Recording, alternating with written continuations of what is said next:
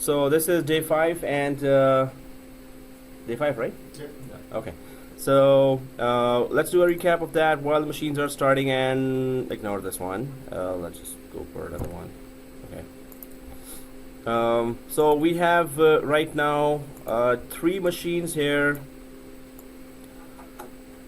and the roles, of course, the server 1, first of all the names, server 01, server 02, and client 01. So one is this, so, and client 01, and the services that are running on server 1 are, can you start naming them so I could type? What services it is offering right now? Services. That's a role name. That's also a role name. DHCP. That's also a role name. Services.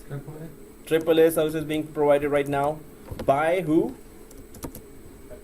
AD, Active Directory. Okay, what else? What other service is being provided right now? Name resolution. Yes, name resolution By DNS. by DNS. Okay, what else?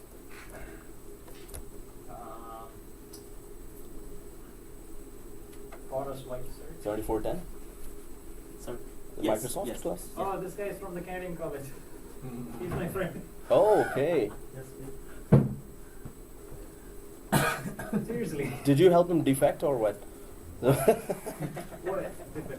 Did you help him or hey, come here? So, Yeah, of course. okay. Just like And the other guy, South Korea, well, North Korea. There's 2 guys actually. The other guy already paid fees. Oh. And he's in the process of getting the fees back. Ouch. me and him, we didn't pay the fees. And we sat there for 2 weeks. And Okay, so AAA service, authentication, authorization, and accounting services being offered here from server 1. Second service is name resolution from DNS. Third service? Forest White Search from DC. Okay, forest-wide search and user logon. It's both are being offered. So forest-wide search and user logon. Both are done by Global Catalog Server GC. Okay, what is the fourth service being offered by server 1?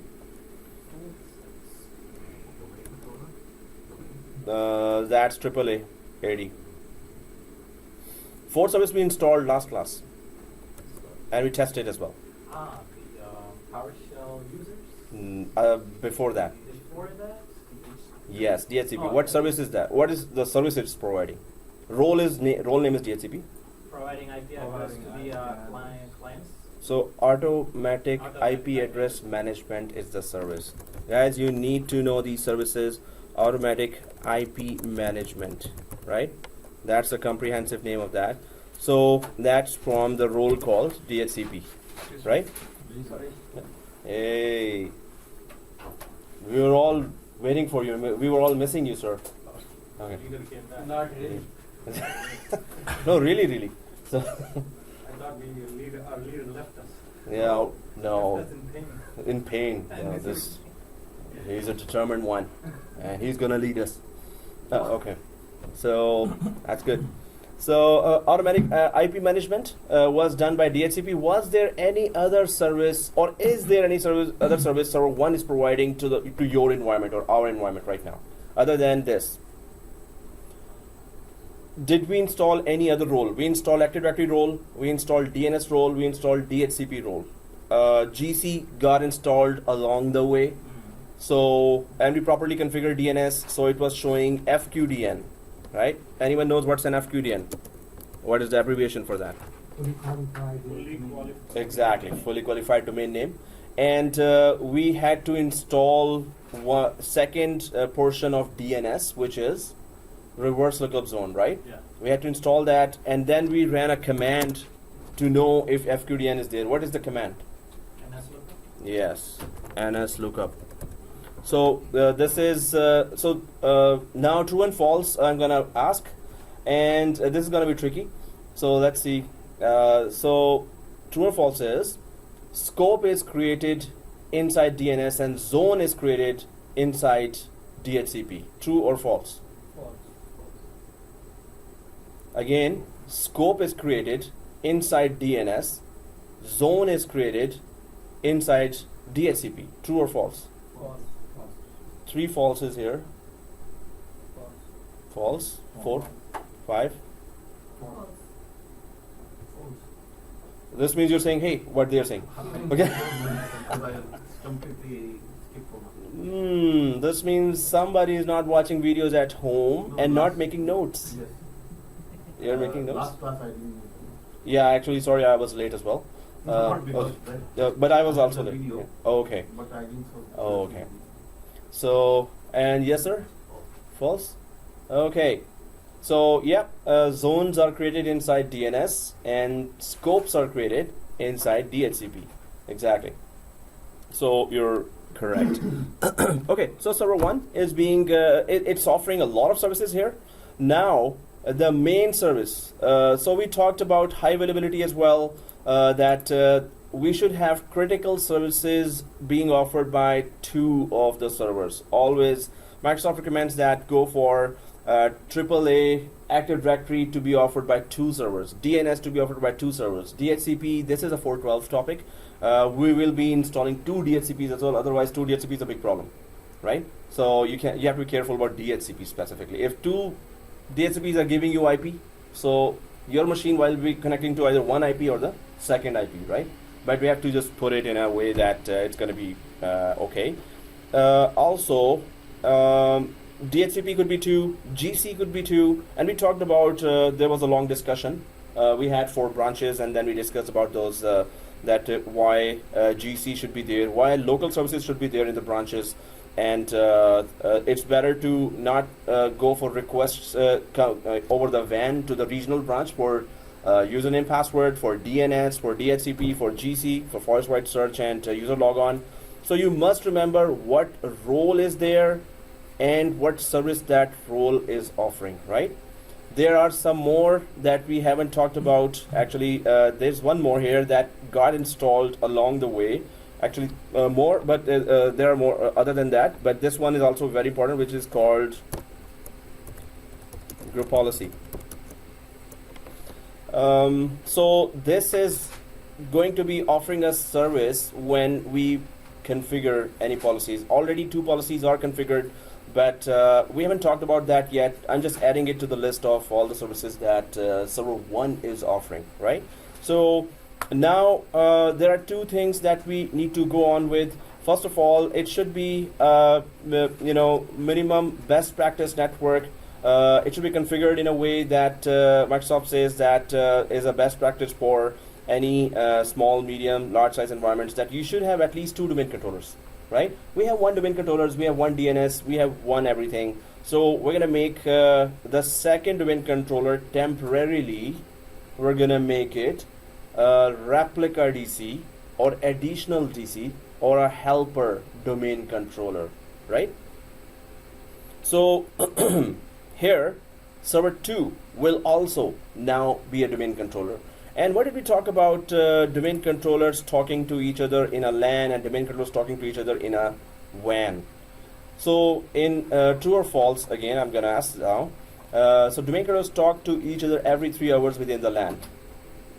False. Within the LAN. False. Every 3 hours. Really? False. False. No, I'm just looking for targets here. The vulnerabilities here. Those who are unsure. Oh, okay. I have to. Yeah, numbers are moving, so we're good. Okay, yes, domain controllers talk to each other every 45 seconds to 1 minute on a WAN, right? Okay, that better next time. Okay, so yeah, you guys are sharp. Okay, so yes, DCs talk. When I say talk, let's not just use the word talk, but normally we use that replicate every 45 seconds to up to 1 minute. Actually, it could be more according to the LAN bandwidth. Maybe it's the peak hours, and at this time, everyone's using the network, right? So up to 1 minute within LAN and DCs, and the same. This is replicate every 180 minutes on WAN. This is out of the box, right? We can change that if our WAN is so good and we don't have any kind of other traffic, but there's always other kind of traffic. You as a system administrator will have to be fine-tuning your network, right? So always changing the values. Okay, now it's 180 minutes. Okay, let's check it on 150 minutes. And no complaints, and services are good, and numbers on the monitoring applications are good. So you can just change it even down to certain other values as well, or you can increase that after that. So it's always fine-tuning, right? You cannot just put one configuration and that's it. Well, majority of the area, yes, you have to put one configuration, but then when you fine-tune, you have to still keep on changing some of those. So you have to know from the background what's going on, what are the concepts of running those services, and then how they're working, right? So if this is the case, DCs replicate every 45 seconds up to 1 minute, we're gonna put it to test now. So right now we have a LAN environment, of course. We're gonna be working on client 01 to join it to domain. We're gonna properly configure it. So, but first, for now, I'll just leave it there. And the main thing is start all 3 machines. If server 2 is started, so we're just going to make it a ReplicaDC. The terminology is ReplicaDC, right? And that right now it is, so true or false? The question is that right now server 2 is a standalone server and we're going to make it a ReplicaDC now. True. Right? Yeah. Wow, everyone's wrong. Right now server 2 is a standalone server and we're going to make it a domain controller. That's what you told me. It's a standalone. And that's what I asked, is it true or false? So it's a false. You just changed. Come on, you just said true. Guys, what is true then? Right now, server 2 is a standalone server, and it's going to become our domain controller, second domain controller now. Is it true or is it false? True. Because it's standalone. Yeah. But you are making Yeah, two true. questions maybe. You're going to make it a domain controller, so it's true. No, but the first statement. It's a standalone server, and it's going to become a domain controller. So that's not true. Why it's not true? He is not going to become it. We are Server going 1 to make is it. a domain controller. Server 2. Server 1. So I'm talking about server 2. No, no, it's a member. It's a member what? member of server 1. Member of a domain. Member of a We domain, can sorry. call it member of domain. Member of domain, yes. And Sorry. no problem. Sorry, I came all the way. Uh-oh.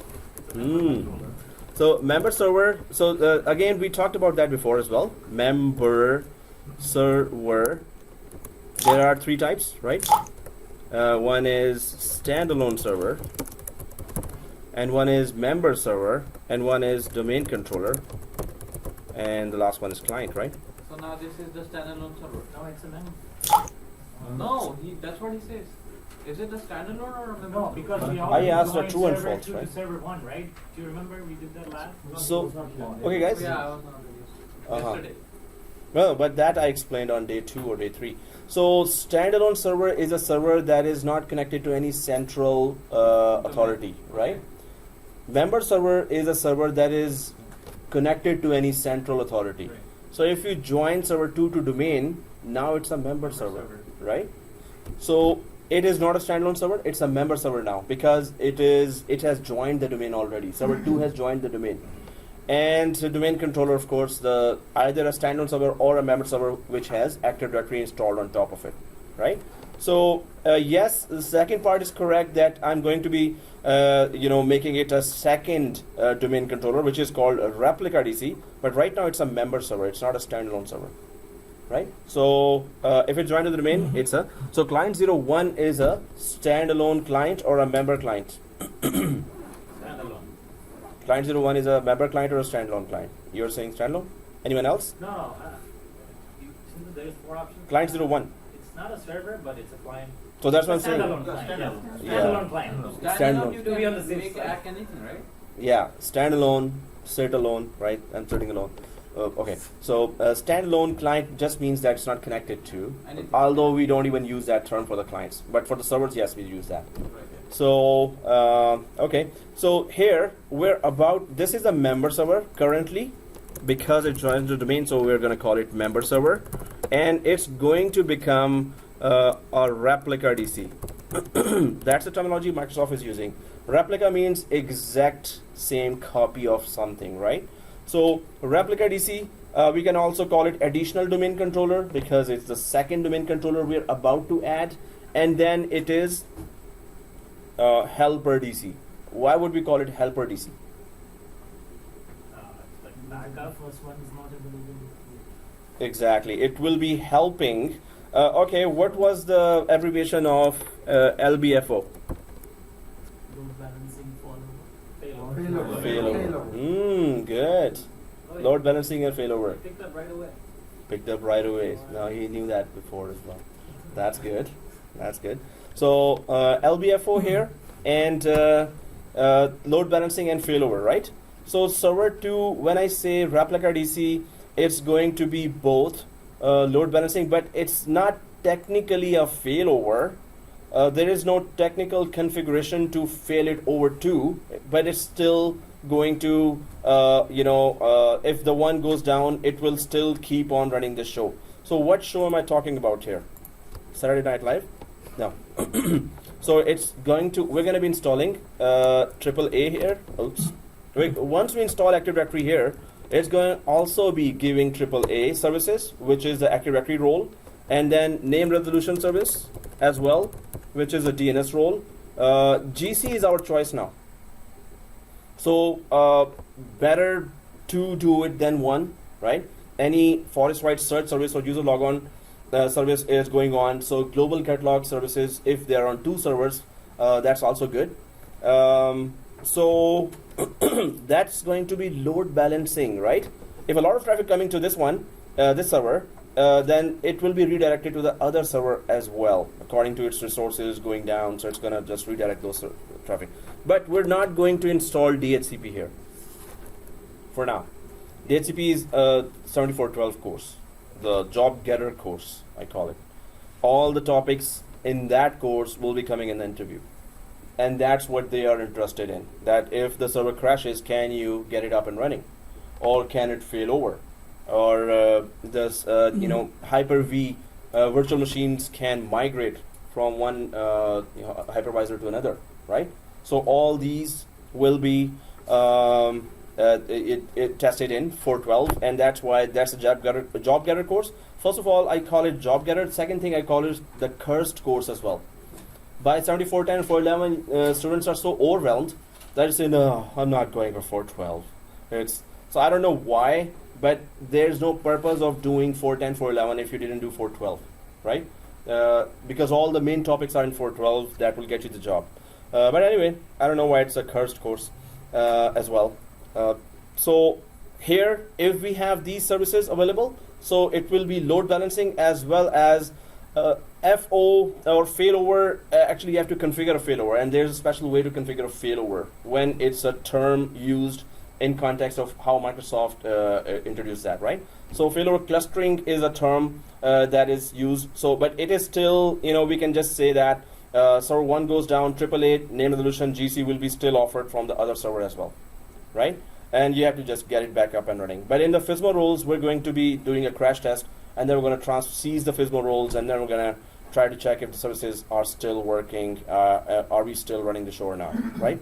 So right now there is AAA, DNS, GC, DHCP we're not going to install here, and group policy will be also here as well, right? So right now let's put Active Directory on server 2, and what are the tests we're going to do? How do we test it? It's working fine or not? So the first test will be excuse me. First test is that does it replicate right away? Replicate right away, right away, and two-way. What's two-way? So it reads two ways. like from both ways. Both ways. And how do we test that? We're going to create one. The pink is already there, so it's not a pink. Maybe file sharing and something else. Ping is there, right? There. Yeah. Yes, exactly. So they are pinging each other already, but that's not the way we're going to test that.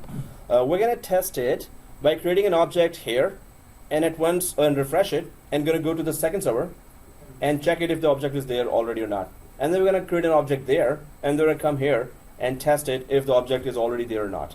And you're gonna see some labs here.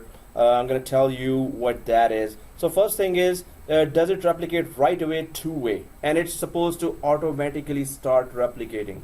If one DC has any change, the second DC has to know it within 45 seconds to 1 minute, right? So if there are 390 users, it's not if, we have 390 users here right now, created from PowerShell in the last class. So as soon as we install the second domain controller, those 390 users should be there as well, right? ReplicaDC, it should be there as well. So 390 users, if they're there, this means that whatever was there in server 1 got replicated to server 2, and it gets replicated when you install the second server right there, right? So that's one test. Second test is, can we manually replicate as well? Can we manually replicate as well, right? So for that, we're going to go to another area called Active Directory Sites and Services, and we're going to check that and why would we use that, what's the logic of that. We're going to talk about that when we are there, right? So the two domain controllers, how do they work with each other? They must replicate any modification as soon as possible. Yep. Is there any maximum number of helpers that you can have? Maximum number of helpers. There could be, but you can just add 20, 30, 40, 50, 60, doesn't matter. The main thing is, does the bandwidth really show it requires that, and is there that huge traffic that you're adding more and more and more and more? So mainly it will be load balancing that you would be worried about, that if the user requests are there, so many users are logging in, logging out, logging in. So maybe there are 100,000 users, 200,000 users. So you might need up to maybe 15 or 20 domain controllers and strategically located. Suppose there are 200,000 users spread across the globe, of course. So this means every branch, minimum 2 domain controllers. That's a best practice, or at least 1 domain controller. Sometimes it's one branch is like only 12 guys, and the other branch is 600 guys or 1,000 employees there. So then the 12 guys branch will be not having a local domain controller. They will just go over the WAN, and it will be still fast because very small traffic that's going. But maximum number I haven't seen from Microsoft. It may be there. I'll just check it out and put it there. But that's a good question. Okay, guys. So second domain controller, and yes, after we test all this, then we will uninstall it. In order to know when we are uninstalling properly an Active Directory from a domain controller, what are the precautions we should take, right? So we cannot just add remove programs, go there in control panel and click, okay, I don't want it. So you have to be very careful when you're uninstalling as well. And there are some things that there's called metadata, and I'll be talking about that. Why should we use that? Other question? Metadata. Oh, we call it in back home at metadata, right? Metadata. Okay.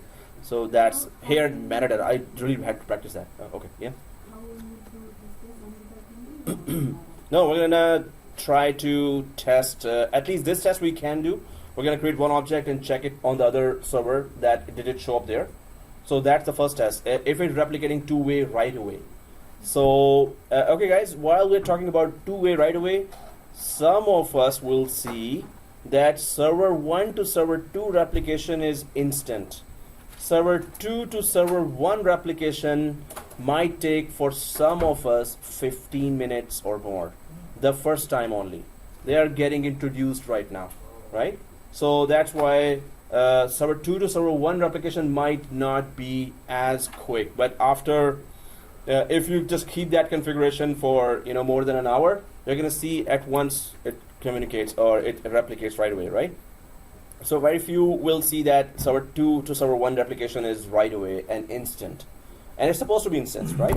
Instant replication. But after some time, it's going to be instant for some of us. So let's just test all the things. The first step is we're going to go to server 1, open Active Directory using computers, and then we're going to visit that domain controllers area and computers container. And then we're going to make a change, and we're going to come back here. So let's just go to our servers there and log in from there. So I'm just logging in from server 1 now. Those who were not in last class, you can still do today's labs. It's okay. Yeah. So it is not dependent on anything on us. The last class we did DHCP and DNS, DHCP, and PowerShell. So we discussed a lot of those concepts. But the main thing is, yeah, this one. If you have a first domain controller, you can do that, right? So whatever depends on the previous labs, I'll be letting you know. So server manager. But that's just for one student. The other students, the new ones, you don't have the first machine as well, right?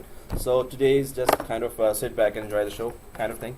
But I'll be giving you videos, so if you're very much willing, you have to then do those labs following the video on these computers where you're sitting now, right? So let's see if you're able to follow up.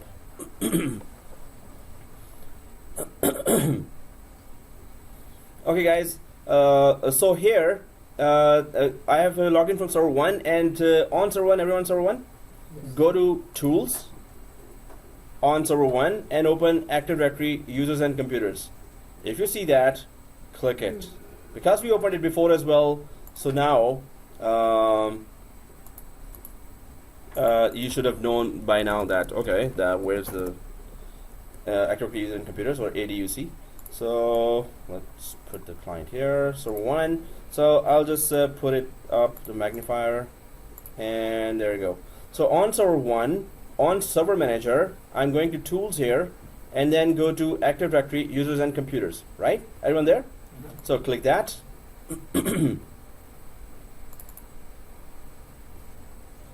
And expand your domain name here inside the Active Directory and Computers, and then first we go for computers container. So server 2 is still there as a member server, and we're about to convert it to a domain controller, or promote it to a domain controller, the correct term would be. And if it becomes a domain controller, so it will be removed from the computers container and it will be added to the domain controllers container here, right? So that's what will happen now. So that's why I took you here. So keep it open. Don't close this one. Keep it open. Let's go to server 2 now. Let's go to server 2. And then let's go to dashboard. Let's just install the binary files of Active Directory first of all, and then make a ReplicaDC, then run some tests on top of that, right? So everyone on server 2? And server manager is open. So go to dashboard. Everyone on the dashboard? And add roles and features. So if you're on the add roles and features, click that on server 2. Make sure you're on server 2, right? So we don't want to do that on server 1. Okay. So add roles and features on server 2. Yep. And then go to the roles window. So first is before you begin, just nothing here. Next. It's always the role-based or feature-based installation for all 3 courses here. We're not going to go for virtual desktop infrastructure. That is something related to Citrix and Microsoft's own VDI, and VMware has VMware View, which is the same thing. So role-based or feature-based installation here, and next. And make sure you're seeing here server 2. Everyone seeing server 2? Yeah. Okay, next. Something went wrong with my system. What happened? Closing? Server 2, no, frozen. Frozen. Oh, you have to wait it out then. Yeah, I think you're the lucky one today. Yeah. You see, add role is not. Ooh, those 5 clicks. Now you have to wait for those 5 clicks. So wait it out. Yeah, it's like this. It's like hands up officer. So not officer, me. So, but yeah, if it is, yeah, you have to wait it out. Sometimes machines are not in a good mood. So. No, it seemed to me when I started, it took really long time. Like. So today is kind of like that. Yeah, like. Recording is on, right? Yeah. Okay. Oh, let me just always double check that. Want to open it? Yeah. Yes, please. Somebody's putting on jacket and there's a fan on as well. So okay. So Lower it a little bit. Can you speak up? You want to speak it up? No, lower it. It's the mid on. So yeah, we can just this one. That's the lowest. Is it? Yeah. Yep, that's the lowest. Okay, so now you know there is that unique style of our leader. We didn't have ventilation over there too. He was like, oh, that's cool. Okay, you're still comparing. Okay. What do you think he's sitting here right now? He's just monitoring you. Yeah. Like everything. Toot, toot, toot, toot, toot, Then toot. only he will go and pay the fee. Yes, and that's the way to do it. Exactly. He asked First me class. yesterday, Uh-huh. are you sitting in Network Plus? I told him, like, unfortunately the class got cancelled. You better come tomorrow. Oh, okay. Oh, okay. So yeah, definitely that's how you should do it, and never give your money the first day. What about my nigger? He was there a couple days ago. Okay, let me pause that now. What? Okay, so here's server 2, and next, click next. Here, so which is the option that gives us the binary files of Active Directory? Which option should I select? Active Directory domain services, exactly. Second one, right? So let's click the second one and add features. Whenever this pops up, it's always those features that are important to install that role that are selected by Microsoft. So always click add features here. Add features. So always click that whenever it pops up. It's always necessary. Okay, let's go next. And because we added all the features already, we don't need to do anything on the features page now. Yes, sir.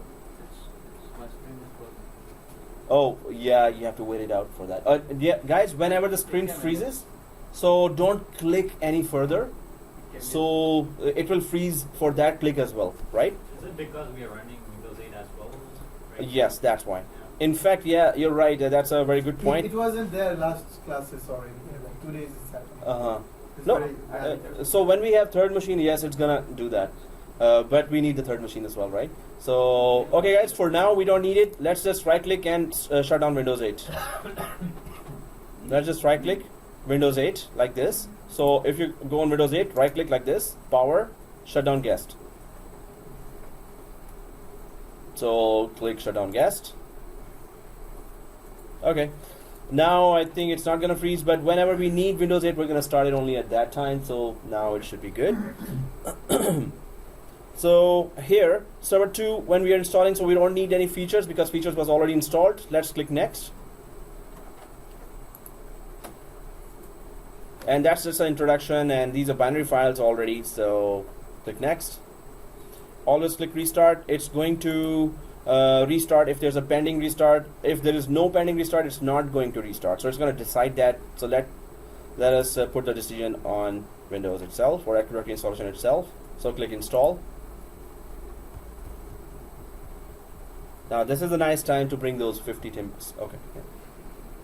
10 bits. Yeah, guys, Okay, we should 40. bring, okay, next time, okay, he's been asking for this. No, but this time it was. No, as a punishment. 50? Why you 40. not go- As what? a gentle Or- reminder. As a gentle reminder, we can say, yeah, gentle. Why? Not even? At least Okay. buy him 10. Oh, for art class? No, just Oh, buy am I for bribing him. you all? 50 for me only? All of us. It's heard for that. all the class buddies.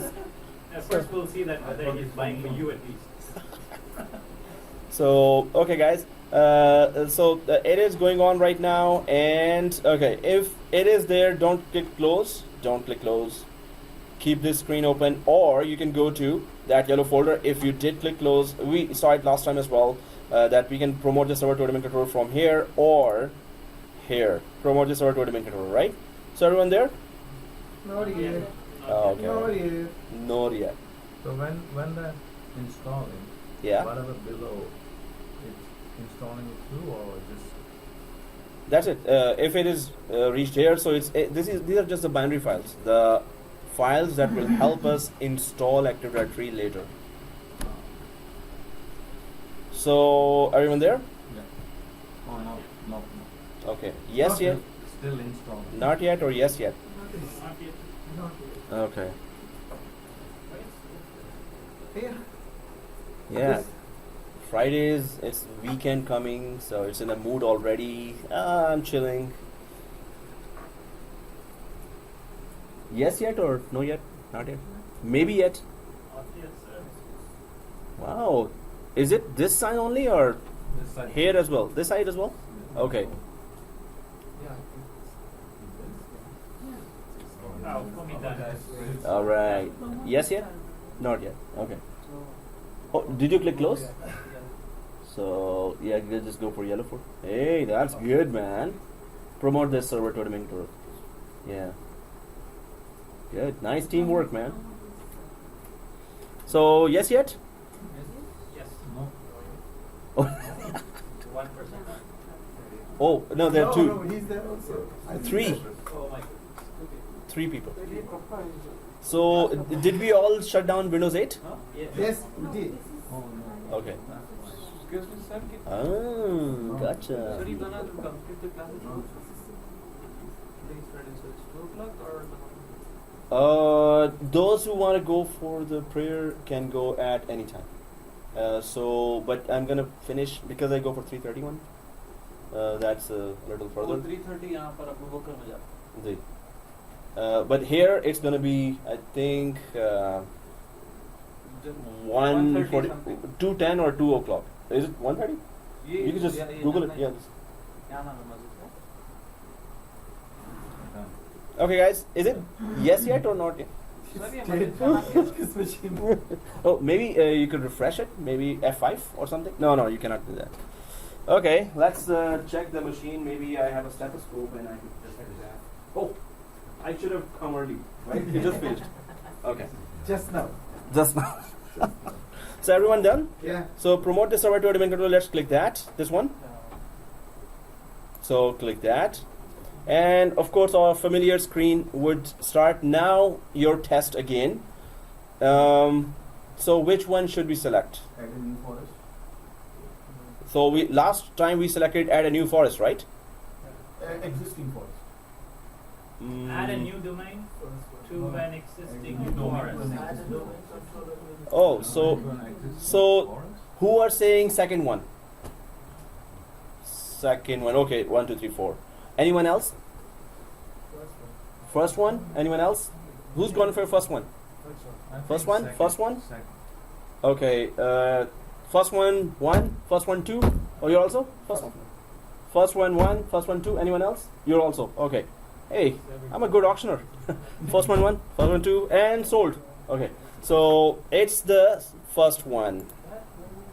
Why? But second server is not a domain. So let's go to the second server. What is it? It's helping you create a child domain. Now the concept of child domain is it is a total separation of administration. But that's a concept that's coming on 4.12 and we're going to be going in depth with that and testing some of the things there. But we're not creating a new domain. We're not creating a toronto.net plus domain.local. We're still adding just another helper domain controller, which is called officially as replica domain controller. We're adding that just to help within this domain, that domain controller. That one domain controller is running the whole domain, right? So why not we add another domain controller that is helping the first domain controller to run the same domain? But server 2 is still not domain controller, it's still a member server, so that's why I got confused with the first option.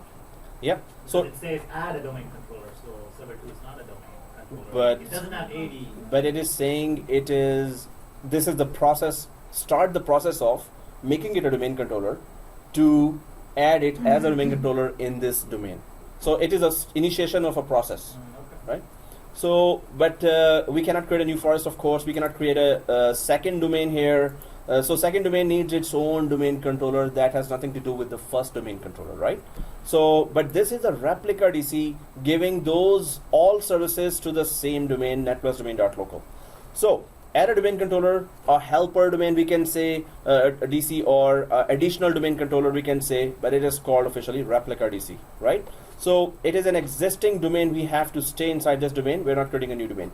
So second thing is everyone sees netadmin here. No. Administrator like me.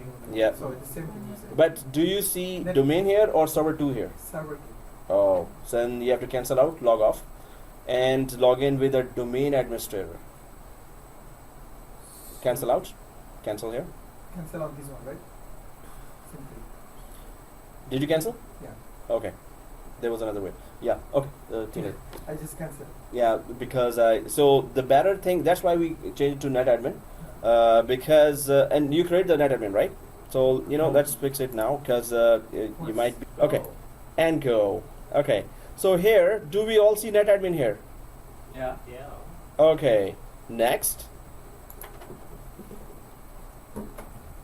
Okay, so we have here DNS global catalog server, and now you can see that in the first domain controller we had this option RODC grayed out, and it's still loading. And now you can see here that it is not grayed out, so it could be an RODC, but this is 7411 topic. The next course, this is 7410 going on here, so we're not going to select that, but we will be doing one full lab for that.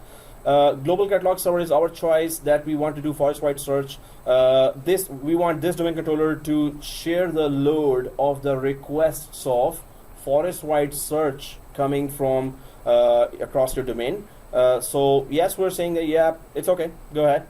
Later we will check also how to remove this scenario, this GC if the boss says no, we don't want that because maybe there's not much traffic there. So. And the DNS, yes, there will be a second DNS now. It is Active Directory Integrated DNS, right? AD Integrated DNS. What is an Active Directory Integrated DNS? A DNS which is installed on a server which is acting as a Domain controller or DC. Exactly. Sorry, come again. Okay. Can you say Yeah, say that again. it's a DNS role installed on a server which is acting as a domain controller. Okay. Yep. So that's exactly correct. So if you install a DNS on a server that has Active Directory, so that DNS will be Active Directory Integrated DNS, unless we uncheck that option ourselves. It's by default, the DNS will be integrated to Active Directory. What are the benefits of DNS integrated to Active Directory?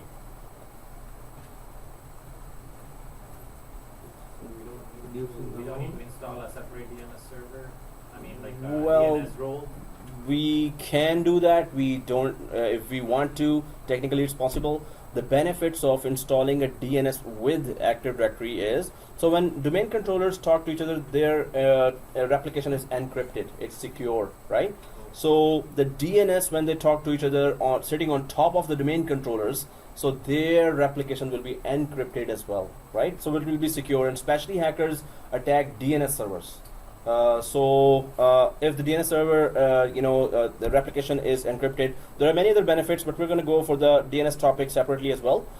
So we are going to have now second DNS, second Active Directory, and second GC.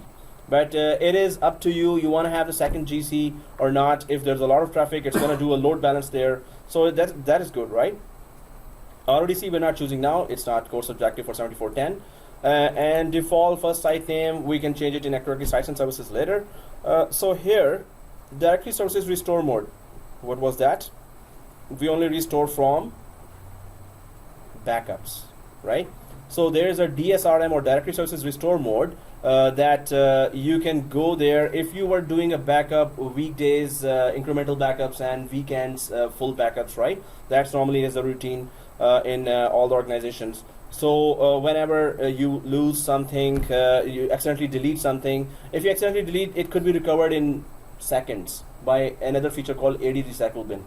But if you deleted something and it had been more than 120 days, then it will be permanently deleted from Active Directory recycle bin as well. And then you have to restart the domain controller by going F8, and then you have to go there, and then you will see that directory services restore mode when you're restarting the domain controller and logging into, just like we have in Windows 7, 8 a repair mode, right? If you ever gone to Windows 7, 8 or 10 repair mode, when you restart and if you press F8, it can go to, so it does not load all the drivers, right?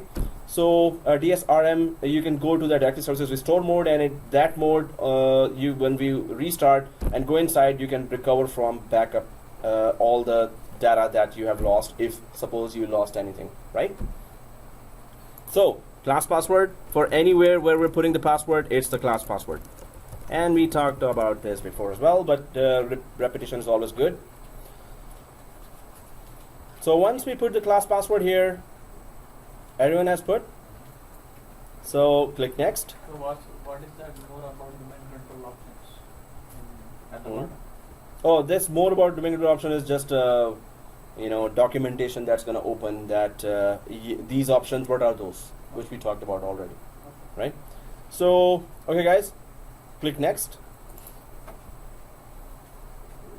So it's looking for a local DNS parent zone, authoritative parent zone. So we are in the process of installing DNS, so we don't have that now. So we can safely ignore other, and also we have no other option, just to ignore that.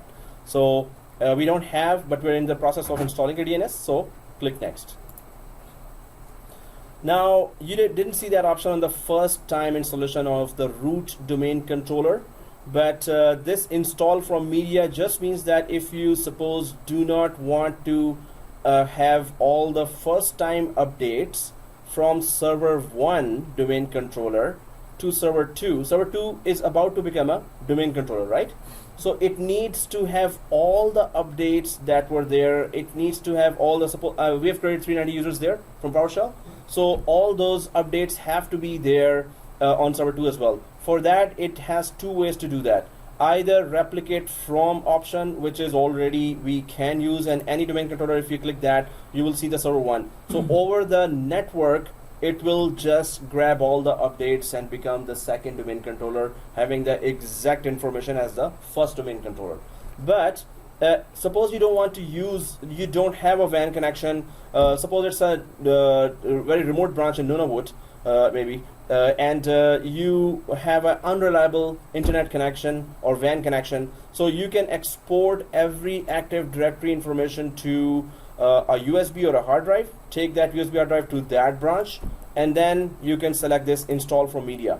And then all the information you exported from server 1 Active Directory can be imported by from that media. If you click that, it's gonna say where's that USB drive or where's that folder where all the exported files are, right? So we're not gonna use that now, we're gonna use it later, but this is the purpose of everyone understands what is the purpose of install from media? Copy from some other server. So if we don't want to use LAN or WAN, right, then we go for media, which is either external disk or USB drive stick, right?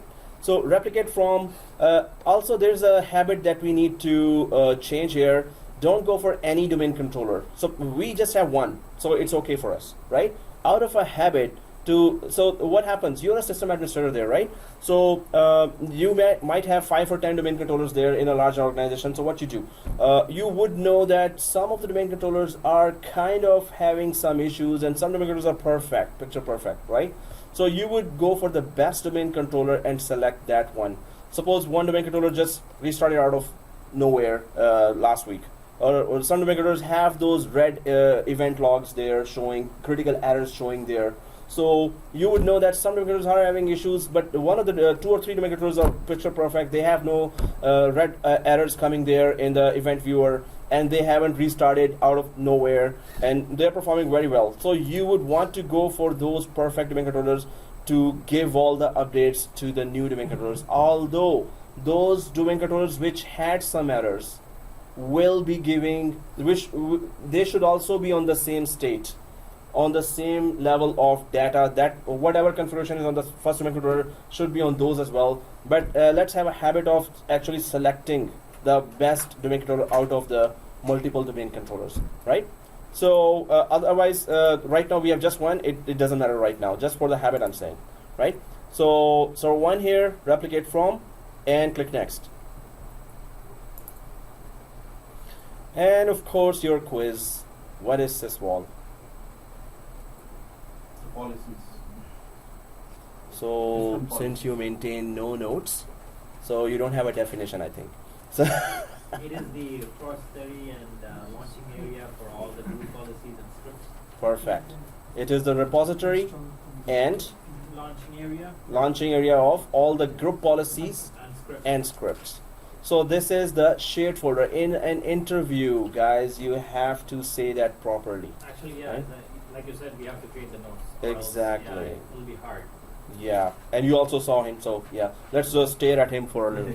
Come on, make notes, buddy. So, But yeah, if you know it's out of yeah, who will make notes? Come on. So in interview, it's really going to be very difficult. So before interview, if you're watching the videos, you know, we don't know which minute I saw that. I said that, right? So it's good for everyone to make notes, and at least this is an interview practice. You should be telling me with confidence that, right? That definition. So that's the way you're gonna be putting an interview as well, right? We're preparing for interview. We should start from now on, right? So database folder, log files. So you were still right that it is the launching area from where it is a shared folder from which group policies are launched across the domain, and scripts are also launched across the domain.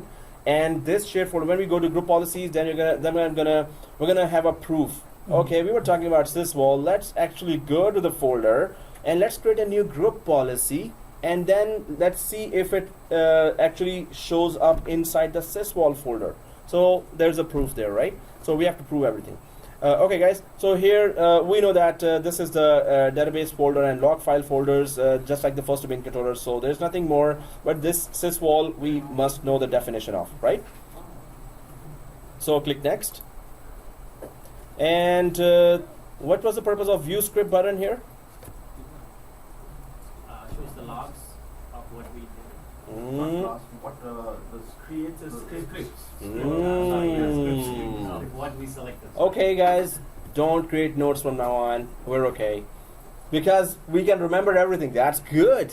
Hey, you got good memory, man. Okay, I'll go for some bigger definition from now on. I'll try to trap. Hey, you need notes. Come on. So, but that's good. So we should remember that if you click the view script here, it's going to create a PowerShell script, and it is remembering all the answers here. So if you wanted to launch this Active Directory deployment somewhere else, it's going to remember all those answers. We can just change some of those answers here. Replication source DC is server 1 here, right? So all the answers are there, and we can run that script, and it's going to be an unattended installation of group policy. That's But what, let's click close. Yep. That's what that script shell you did in email, right? The 390 users. Yeah, that was PowerShell script to create 390 users. So this is also a PowerShell script. You're right. So click close here, and click next. Everyone there? Click next and install. Just go. Yeah, you were saying? Click next. I hope it was all being done on server 2. I hope that the recording is going on. I have to Yeah. always check that. Yeah. Oh yeah, that's good. I will always check. You're right. So if you're installed, and there are two errors, two warnings here, not errors. And one warning says if you have a very old Windows NT4 server, so your new server will not be able to communicate properly, securely with the NT4 server. If NT4 server is already there, just throw it out. Okay. So, and the second one is that we could not find a DNS. Hey, we are in the process of installing a DNS, so that's why you could not find it. So we can ignore both these warnings here and click install. And prerequisites check completed. All prerequisite check passed successfully. So click install. So it's going to restart automatically as well. Let it restart automatically. While it is installing and restarting, let's go to server 1 here. Let's go to server 1. So yeah, it's going to take a little time to install and restart. So the computer, so if Active Directory users and computer is still open for everyone on server 1. So this computer, server 2, should be now going to, or it should be showing after some time. It's going to show inside the domain controllers container, and it will no longer be in computers container here, right? Because we have installed Active Directory, and we have also installed GC there, and it's part of the same site here. Actually, we can change that. We're going to make it Toronto site here, default for site name. So while that is installing, don't close it, just minimize this one. Active Directories and computers, minimize this one. Minimize, don't close it. So once we minimize that, so we can see Server Manager in the background. Okay, so click Tools. Everyone click Tools. Do you see On which server you are? Server 1? Welcome back. You close this and you close. Server 1. Okay. So server 1. And server 1, we have Active Directory sites and services. Active Directory sites and services. So click that Active Directory sites and services. It opens after some time. Oh, it opened right away. Wow. Is it open for everyone? Yes yet or not yet? Not yet. Not yet. Okay. We still have not yet. Oh, should be yes yet. Come on. Okay, guys.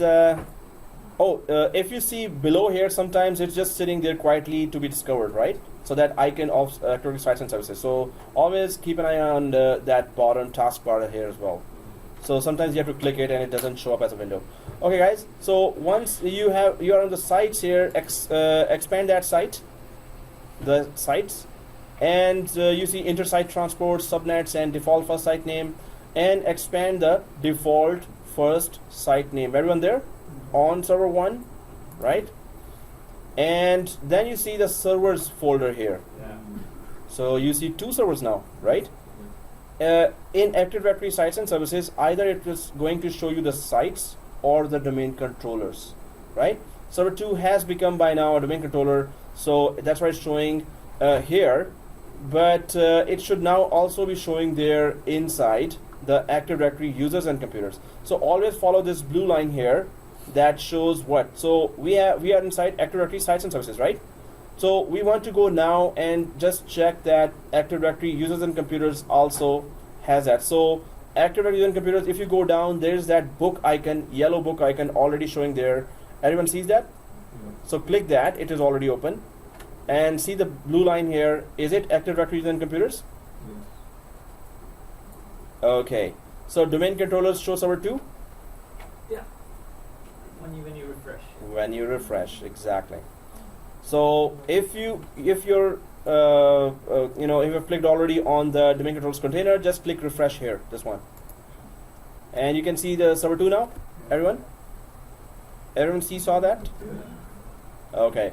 So this is good. And now if you click the computers container, is it still there No. in computers container? No. Hey, how come it's still there? You have to refresh there too. Exactly. Refresh. And it should not be there.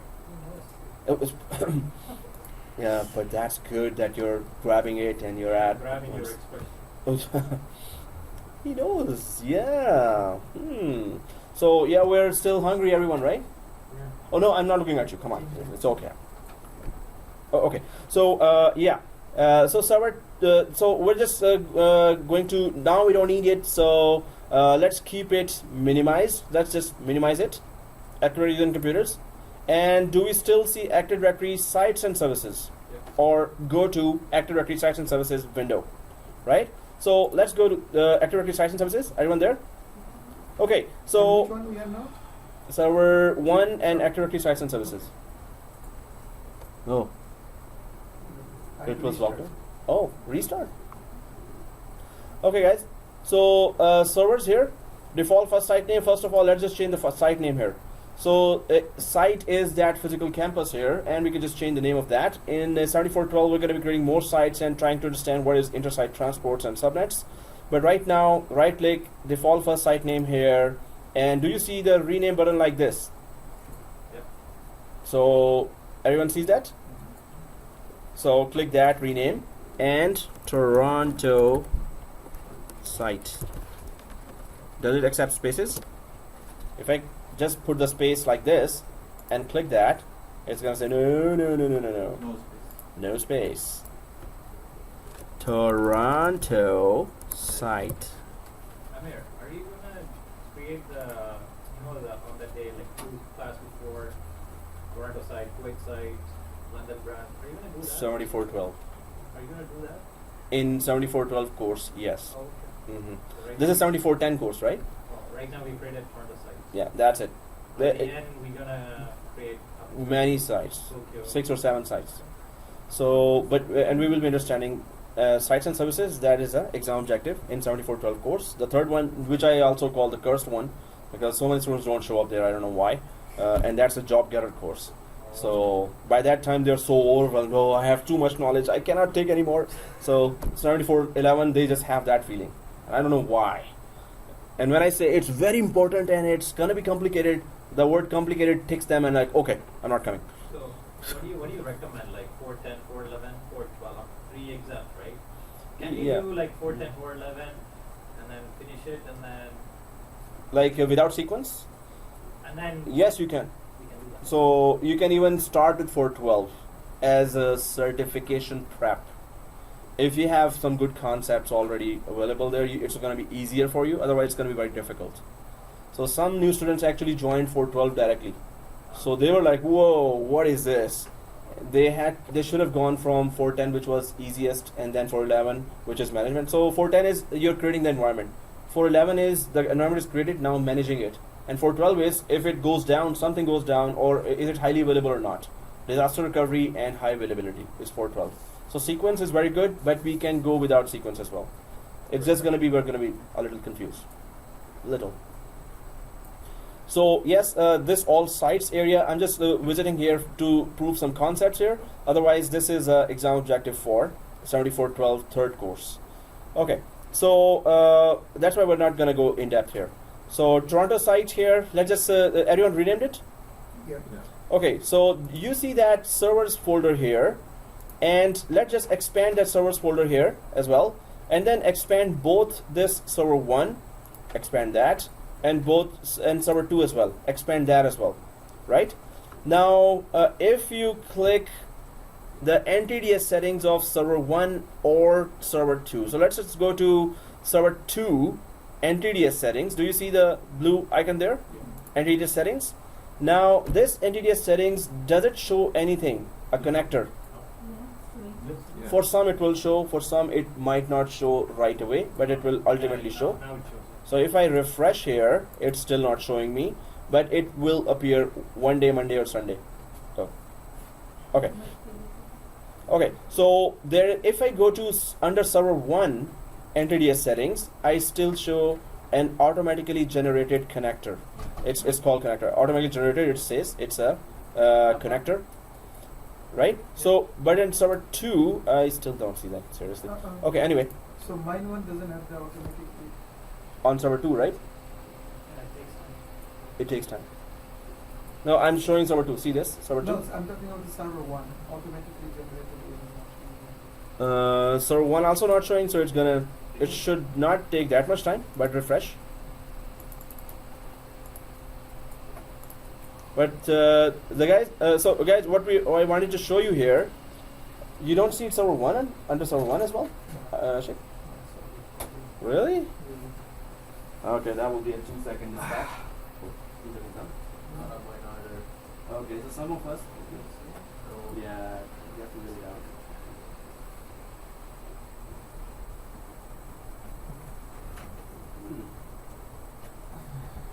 Well, one day, Monday or Sunday is fine. yeah, it was. Well, we can keep refreshing, as I said, a couple of times. So, okay guys, here, what we need to check here is automatically generated server 2 Toronto site connection. So, if we have any one of those who don't see that, yes, you have to just wait it out a little, but you can see in the video what's going on, and you can just follow that at home as well, and then here as well. But if you see automatically generated, so the question to you now is, so everyone under server 1 and NTDS settings, right? Everyone under Yeah. server 1 NTDS settings, and if you see the automatically generated, and if I right click like this, or right click from here, right? So you see replicate now option here button, right? So I want to know from which way to which way the replication is going. So if you click replicate now, so I am on server 1, NTDS settings and connector. This connector is the basis of communication between the two servers, domain controllers. So if I wanted an update from server 1 to server 2, right? If I wanted to send the update from server 1 to server 2, so which way this update will be sent? That's the question. I'm on server 1. So you're saying 2 to 1. Anyone else? Is it 1 to 2 or 2 to 1? 1 to 2. 1 to 2. Yeah. 1 to 2. 1 to 2. 2 to 1. 2 to 1. 2 to 1. Anyone? 1 to 2 or 2 to 1? 1 to 2. So it says from server.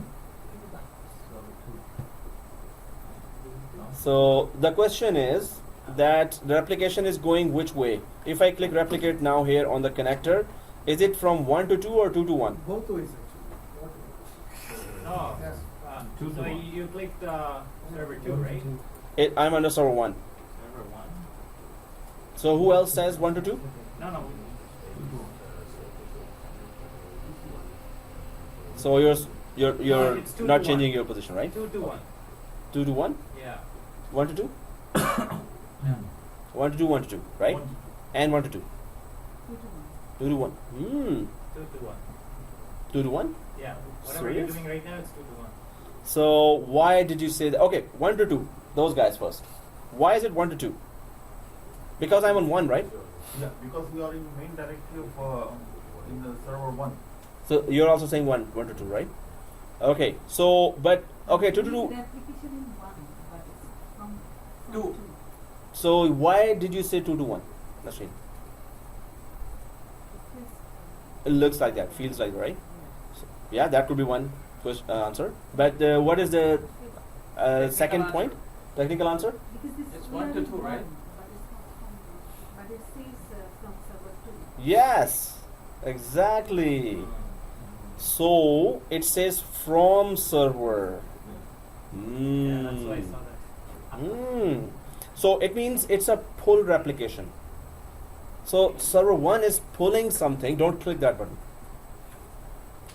Maybe somebody clicked it. It's just one click, right? What happens? So anyway, don't click that. So it's a pull replication. It's not a push replication, right? So pull and push replication are also coming in 7412. We're gonna go in depth with that. So, but here it's just pulling information, which means server 1 is requesting server 2, hey server 2, I think you have some more modifications done. Some system administrator connected to server 2 directly, and he or she created like 50 more users.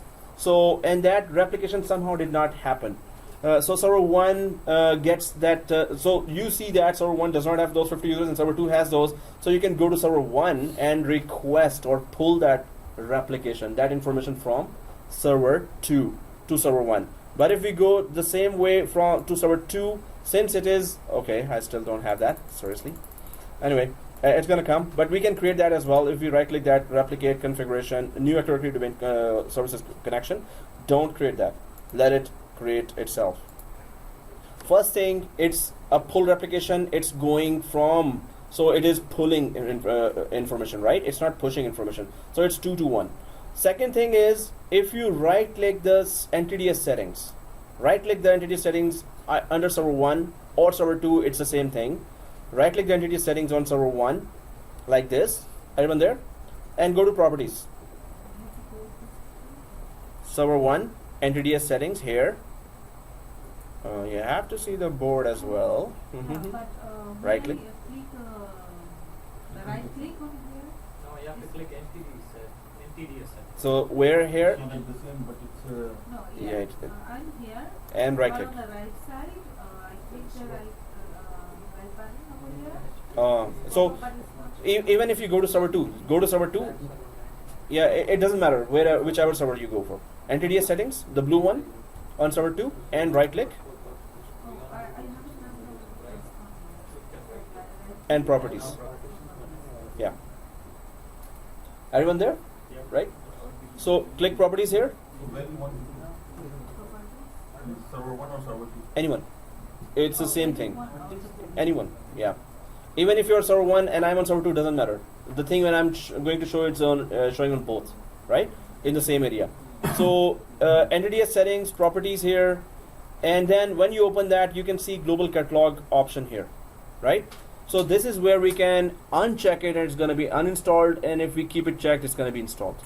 So that's the second thing I wanted to show you. First thing was that the replicate now, which is a manual way of replication. If it comes down to that, normally this is the last resort. Don't go for, okay, I don't see that user, I just created there, let me just pull it from there, so replicate now. Don't use that option unless you really have to use that, right? Don't use that option. It should replicate itself, and if it's not replicating, it's a big deal. That's not good. If the domain controllers are not replicating with each other, Exchange server will be affected as well. Some other applications that are depending on Active Directory operations, they will be affected as well, right? So replication must go on properly and perfectly. As soon as you make a modification within 45 seconds up to 1 minute, it should replicate. So second thing that I wanted to show you was that global catalog option is here. If you right click on TDS settings, and it's the general option here, right? So if we uncheck, it's going to be gone. If we keep it checked, it's going to be there. That's the only thing, right? So global catalog server is here, but cancel out from here. We will keep it checked. Just wanted to show it's here, right? So cancel out from here. Now we just saw that there's a domain controller connector here. That is connecting between the two domain controllers and making those replications. Maybe it doesn't show to me, but it is still working fine. Okay, yeah, it's there. Refresh. Now it's there, right? So it is there now. So that's all we needed to know from Active Directory Sites and Services. Let's just close that, because we want to check if we create an object in Active Directory users and computers, does it show up on the other side or not? So all work here in Sites and Services is done. So let's just only close Active Directory Sites and Services. So we're not doing that replicate now?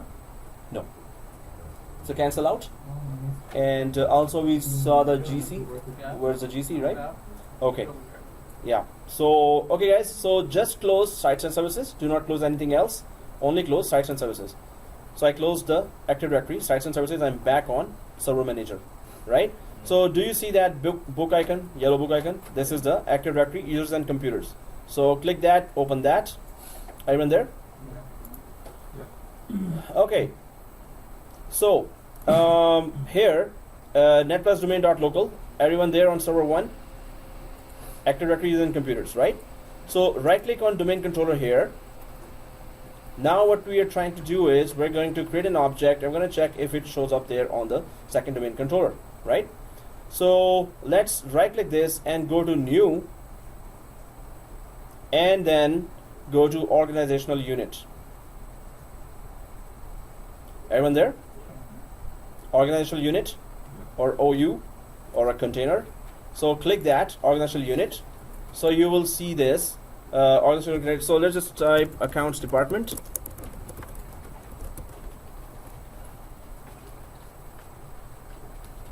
And that's a good thing. Protect container from accidental deletion. So that's a very good thing. This just reminds me when it was Windows 2003 system administration I was doing. So at that time in a university I was a system administrator there in another country. So when I was going out on weekend, and I was like, okay, now we're gonna weekend, and that's it. Then our junior administrator, she called and she was crying on the phone, and she was please come back, don't go. So I said, what happened? I accidentally deleted the accounts department container here, and that had not accounts department, which is a university, so the professor's container with 70 professors' user accounts there, and she accidentally deleted that. Even now, if I remember, the whole weekend we had to stay there in the university and recover all the accounts one by one and log into the computers in the offices. So accidentally she deleted a container, and of course we had she had to pay a lot on the restaurants. But anyway, recover from backups? Yes, we had to recover from backups. So why do you have to go? It's still. It's every physical computer we still had to go, because once it's deleted, so the professors were trying to log in and they could not, right? Oh. So at that time they could not, but after that we recovered, they still could not. So we had to just remove the locally cached account of that. Whenever a user account logs in, its local copy also gets created. So we had to do a lot of manual stuff on 70 computers. But she deleted the accounts department folder on one of the servers. Active Directory users. Yeah. There's no Active Directory on another server. There was another one, and it had been 1 hour. So it replicated there as well. It's gone from there as well. Because it's replicating, right? Update. You remove something from here, it's going to be removed from others as well after some time. It had been 1 hour and she was trying to recover herself. Thank God she did not delete anything else to recover this. But anyway. Replication is good and bad. Yeah. Yes. If something wrong happens or corrupted thing happens, it's replicating. So lesson learned. So if you have a junior administrator who's new, just turn off replication. Just delete. Turn off replication means it's like the blood in our veins should stop. It's just like that. So if it doesn't. If you're there, you can turn it on. Okay. She's there. No, but after. Manual. Manually. No, replication has to be always automatic. So protect container from accidental deletion is after when it arrives. I was like, oh, thank God. Now at least that will not happen. There's an option here. Okay, that's good. But never, never, never uncheck that. So let's press OK here. Accounts department. So for her instance, it was unchecked. So that's Windows 2003 it was not there. That option was not there. Okay. It was introduced in 2008. That's good. So 2003 it was deleted, right? And then there was another administrator who he also deleted one big thing, but we recovered it right away because it was Windows 2008 and there was AD recycle bin introduced. So AD recycle bin we recovered right away. Yeah. Oh. No, there. She took him to a big restaurant. No, it was a Middle Eastern country, so there it is called kapsa, or it's also biryani with a big lamp there, mandi or kapsa. Yeah. So you just send the money; they cannot go up, right? So okay, so and yeah, we kept on doing that for quite some weeks. That was so much fun after that. Okay, so anyway, accounts department here, guys. So suppose your boss says, delete. Hey, why did you create accounts department? I told you to create sales department. So that's why they should always raise tickets, right? And it should be written. But bosses are bosses, right? They think they are someone else. So they just said verbally, and then they say, no, I don't want accounts. I think I said sales. They think or they are. They think they are. They are the god. Yeah, that. So okay, guys, here let's just delete that accounts department quickly. So we could just try to see that is there any problem with that. So right click and delete. And oh, okay. Did you create OU? Yeah, I wrote accounts department. Does it show here? She's in the process of creating. Press OK, right? And then now you can delete. Okay, now you can delete. Right click, delete. Because we're talking about that, actually that was not the topic, but since it came, so let's just delete that and create a sales department, guys. So press yes and create a sales department. So, oh, why? It's protected from accident. That protect thing is protecting us, right? But no, the boss says no, delete it. So just quickly see that process as well, that you can uncheck that option as well. Everyone seeing this? So do you see view here? Is it a nice view? Oh, okay, no, just the view, right? So, so yeah, view and click advanced features. Do we all see advanced features? And this should not be checked all the time. Temporarily, just check it, and you will see a lot of extra folders here, right? But it's going to reveal some security features that are actually hidden and that are supposed to be hidden, right? So everyone sees the extra folders here? Okay, do you still see accounts department there? Right click the accounts department and click properties. First we have to uncheck that protection, right? So properties and go to object. This one. Everyone there? Yep. Object. Once you click object, do you see protect object from accidental deletion? If you don't go to view and advanced features, this tab will not appear in a normal view. This will only appear when you go for advanced features here, right? So uncheck this, protect object from accidental deletion, uncheck and apply, right? Everyone sees that? Yeah. And press OK. And right click an accounts department and delete it now. Accounts department and delete now. And press yes. Everyone there? Press yes, it's gone now, right?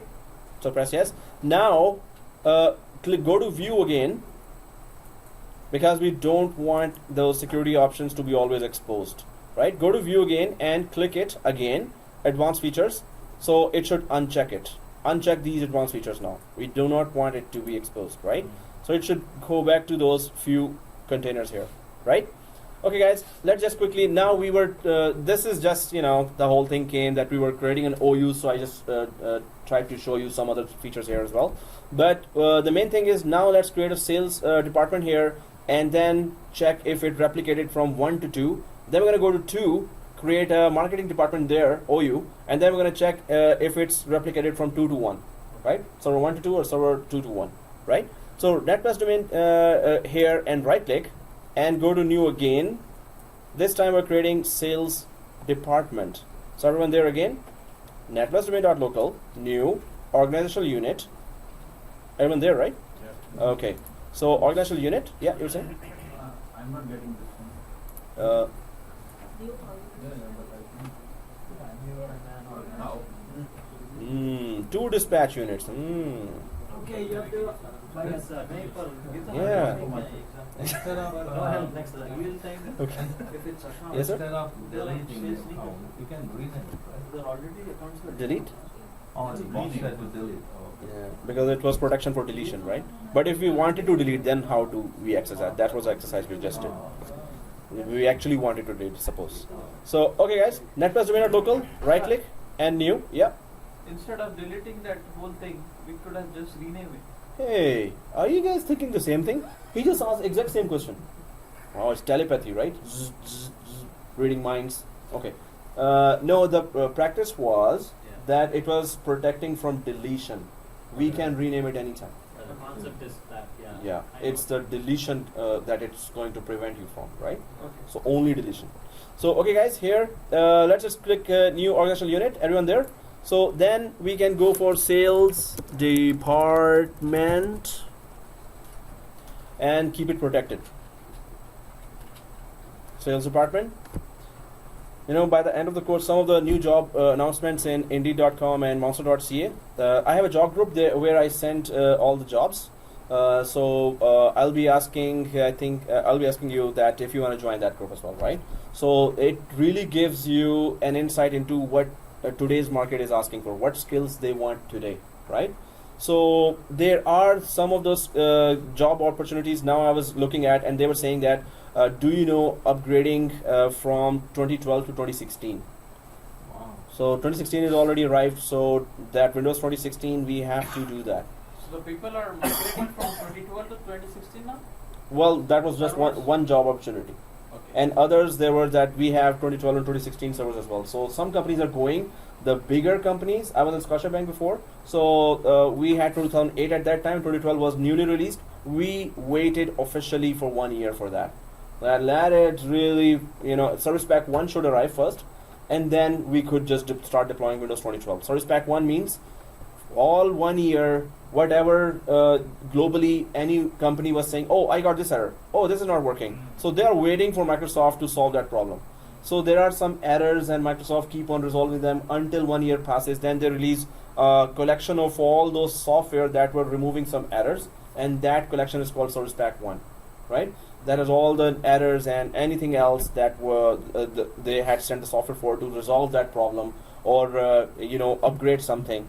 So normally big companies wait for a year or two until all the basic issues are resolved by Microsoft for the newly released operating system. Some companies just go right away, right? But it's just if everything goes okay, Mhm. it's just uninstall the old version with them and install the new version, and all the data and everything will be updated by itself, isn't it?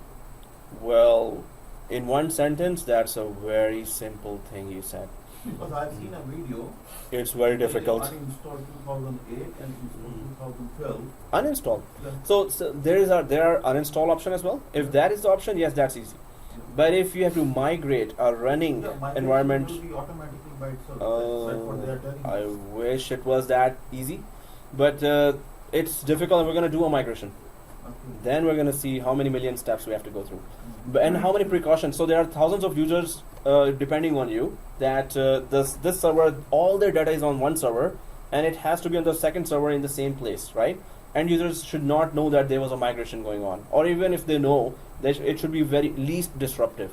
So it's not easy to migrate. It's very painstakingly difficult. If there are errors coming, whoa, we better resolve them as soon as possible. So it's quite difficult for our In your process. experience, Mhm. you had migrating experience a lot, right? Like, were you getting a lot of errors? Yeah. Even after planning for 60 days or 70 days and testing it again and again, we can never replicate an actual environment with actual software sitting everywhere. So many things are working and depending on each other, right?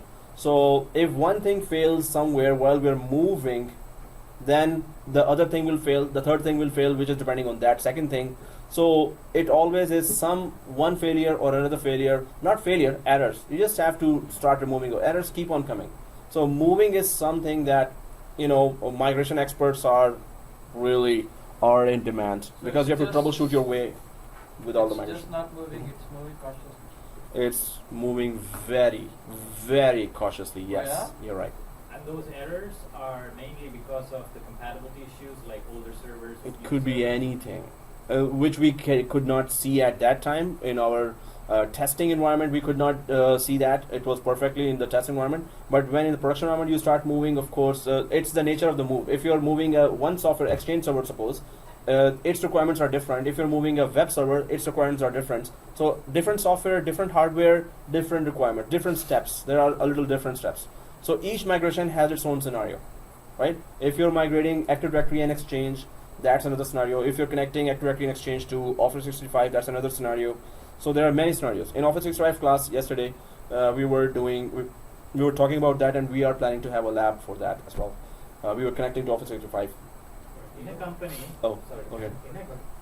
in a company, once we migrate and we get a lot of these issues, is there a way to revert back just on the safe side? Plan B, yeah. There should be a plan B, and it's, there are some stages where after that you cannot revert, but there are some stages that you can revert from there. Because probably now, Yeah. oh, sorry, in the news we saw that RBC building, right? Mhm. So they might migrating. They started migrating from there, from that old branch to different new branch. Yeah. So the whole thing, so they have to just take the servers as well and everything.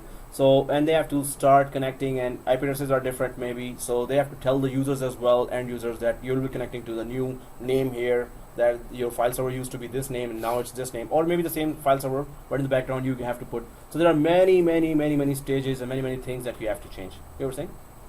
You know how much difference there is between 2012 and 2016? We can say 30%.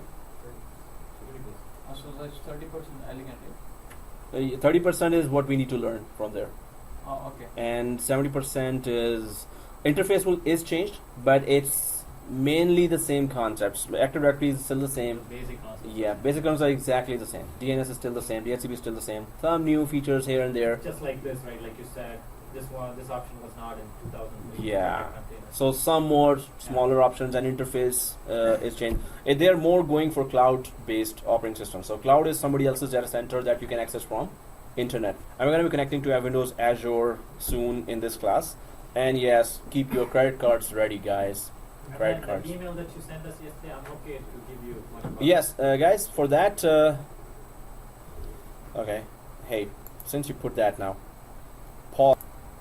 Okay, guys, so we're back from the break, and we were on this page literally. So I hope everyone was creating sales department or have created the sales department. So if you have, if you were on this page or are on this page, just press OK here, right? So as soon as you press OK here for sales department, everyone press OK. Okay. So let's just quickly go to server 2 and check if in the Active Directory server 2 sales department is showing there or not, right?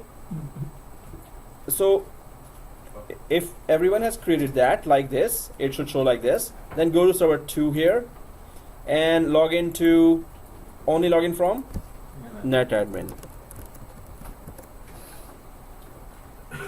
And guys, if you're not repeating those labs at home, you're wasting your time here, right? So repeat those labs at home, repeat, and without that, it's a total waste of time sitting here. You could do some other course as well, right? So try to repeat all the labs. Normally I used to say that send me screenshots of all the steps you're taking at home. Normally I'm always after that, because those screenshots will be your best notes, right? So I didn't start because some students were already seeing this as something overwhelming, too much, kind of complicated. I tried to make it as easy as possible. But now the requirement is that whatever lab you're doing, you have to take screenshot of every step. You have to put it in Microsoft Word and email it to me. Every step. Well, every second step. Okay. So every third step. But anyway, all the critical steps. So, and this has been done by so many students in every other college as well, right? I make them do, but those notes, I've been receiving so many thank you emails as well, that okay, those steps that you made us do at home, now we have step by step with picture and explanation of how we did that configuration. After 2 weeks you're gonna forget, or 3 weeks or 2 months you're gonna forget those steps, right?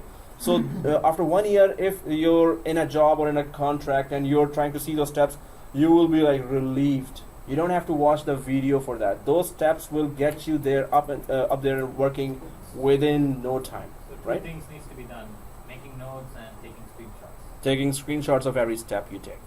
You're doing the whole lab from now on. Whatever you're doing, it should have been from the start, but I could see that some students were they were too new, right? They were like totally new. So that's why I didn't say that, okay, don't create. Now you must create those. And these notes will really help you for long, right? So that's why I'm just going to be following up with everyone now. Did you send me the screenshot or not? If you're repeating the labs at home, take the screenshots and send me the Microsoft Word file for today's lab. So they are 1 week's labs are due by the start of the next week, right? So by Monday they're due, that you're supposed to send me a screenshot of all the steps that we did today in your replica lab, right? And for new students, you must have a good hardware. So I've talked about that a lot already. So if your laptop, server or desktop is i7 quad-core processor and 32 GB RAM and SSD disk, you will be able to do a lot of labs. Otherwise, you'll be stuck. And it's better, please get a good hardware. If you have a gaming laptop, you're already there, right? But i7 quad-core processor, 32 GB RAM, and SSD hard disk minimum 500 GB. SSD hard disk minimum 500 GB, right? So get that. Ask from this shop as well. NetPlus has a shop, or ask. I have a contact I've given to many students here. For Mississauga guy, he has a huge lot of old laptops, used laptops, but they are very good for all the VMware lab, Exchange lab, Citrix lab. If you're doing all those, you will really need some good powerful machine, right? So try to get a good hardware first. So that's very important. And if you need the addresses of those guys, I can send you those. I'll send it to the Google group to everyone. Yeah. I know a guy who sends server. So can I buy the server? Yeah. So 2 or 3 guys here, and many students in the other classes have bought a server at home. So if the server is good, yeah, Xeon processor, quad core, and hard disk. If you can get SSD in servers, you won't be able to get SSD easily. If you get SSD, wow, that's cool. So and 32 GB in servers, you can go up to 48 GB, 70 or 100 GB, 200 GB even, right? But minimum, if in servers, take it up to 64 GB, right? RAM. So that's very important. So guys, this is just a start. 7410 lab does not need that very good hardware, but future labs will need a lot, and you'll be then really, annoyed if you don't have that. So okay, from now on, screenshots due for today's lab onwards in Microsoft Word and send it to my Gmail, right? So let's just keep going ahead, guys. There is server 2 here, and everyone on server 2. So click tools here, and then you can go to Active Directory users and computers, right? Do you see that sales OU there already? Yeah, okay. Thank you for confirmation. Everyone, please, if you open that Active Directory there, sales OU is there. Yeah. Sales department is there, sales container. Now quickly create a netplus domain.local. Everyone inside Active Directory users and computers in server 2. Yeah. Everyone there? Okay, so right click the netplus domain.local here and create quickly marketing department, and quickly go there to the first server and check if that OU shows there or not. So now the second OU is this organizational unit and marketing department. We are well away from that first 15 minutes time that it might not work. Let's see whose replication from 2 to 1 does not work still. It should work. We don't even do a refresh. Refresh we can do. Yeah, Okay. it's okay. So marketing department, press OK. Everyone has written it. So and refresh from here. And if we go quickly to server 1 here, That's there. it's there for everyone? No. No. Marketing department. So 2 to 1 replication might take some time, but it's not going to be a permanent issue. After some time, it's going to start talking to each other. Refresh, guys. Refresh. Both servers here. I'm on server 1 now, and if I refresh here, It's there. yeah, it's there. Exactly. So refresh both sides, right? Where to refresh? Go to netplusdomain.local and right click and refresh like this. If you refresh that, so how many do not see that? You don't see that? You don't see that? That's only 2, 3, 4. Serious? Are you, so guys, refresh that. Refresh like this on both sides. Yeah, Server I'm 1. doing simultaneously. Oh, then yeah, wait it out. Then you have to wait it out. So server 1, so server, I'm gonna go to server 2 and refresh here as well, and we can all hear that click. So refresh and here as well. Well, that's what I'm showing. Oh, now I got it. Okay. Actually, I forgot to refresh by right-clicking on that plus domain. I was refreshing on the top.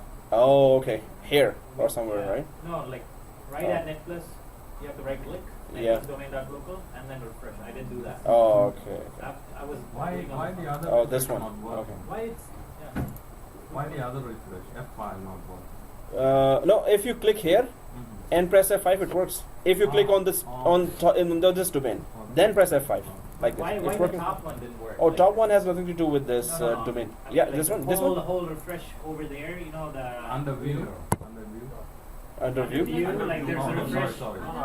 Under view, there's the refresh icon. Green The icon. green icon. Oh, green icon. This one. Yeah, why that didn't work? It works. So, but did you click at the right one? You have to click here. Yeah, that's To- what I'm saying. I didn't Oh, do that. but yeah. I was doing over there. Yeah, This one. the one Right, you're works. doing now. So everyone sees that now. Anyone not seeing still? Okay. So it was the wrong place to refresh, but still, this means it was there, right? It would have been there, right? So this means two-way replication is working fine, right? So whatever you create there, so in our production environment, administrators connect to any other domain controller, any one domain controller. Suppose you got a ticket, create 10 users. So any of the domain controller, any of the administrators will grab that ticket, right? So whoever grabs that ticket and says, then you have to own the ticket, right? And then you have to actually work on that ticket, and then you have to just reply to that ticket, okay, done, and it is done like this. So whoever has created the ticket then confirms that if it is done or not, right? The main thing is on different domain controllers, administrators connect, and then they do different tasks, but the domain controllers have to update each other ASAP, right? And all domain controllers must be on exactly the same page all the time. If replication has some problem, it's a big deal, it's a big issue, then there's a REPL admin command that we're going to be going for 12 course to try to go in depth and try to check how do we troubleshoot replication issues, right? So here we have tried to check that in Active Directory sites and services, there is a one-way replication. We can do a pull replication, right? We can request information, and then GC option is there. Then the third thing is that we try to go for creating a new organizational unit, and we try to see if that protection can be removed if we wanted to remove that. So we tried all that. Then we checked that two-way replication. We gave enough time already. If you have just installed a domain controller and you start to check a replication, it's not going to work right away. 2 to 1, a new domain controller to old domain controller, it might not work even if you refresh on the right places, right? But we gave it like good half an hour or more. So by now they're talking to each other and they're replicating each other perfectly, right? So now the best thing to do is get rid of it. Okay, uninstall. So now, if you go and we can track our progress here. What we have done here is this. We are now offering AAA on both servers, name resolution on both servers, GC on both servers, but then does it replicate right away and two-way?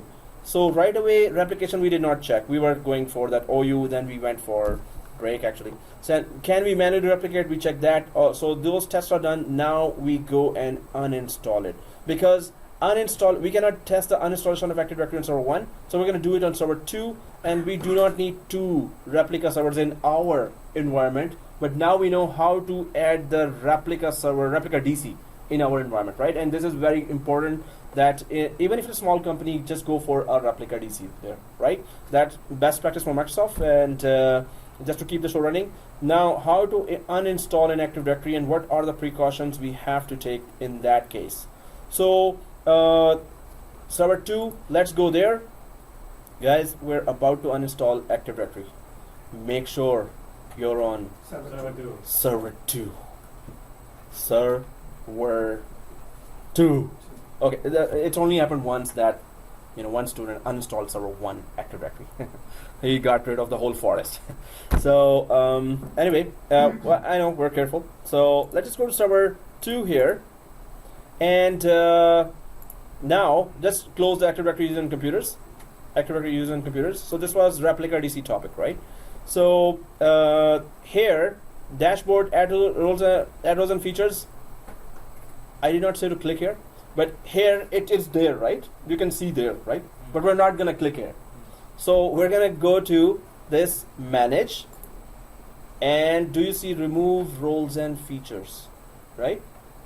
Manage, remove roles and features. Everyone sees that? On server 1 or 2? 2. Okay, 2, right? 3, man. 2.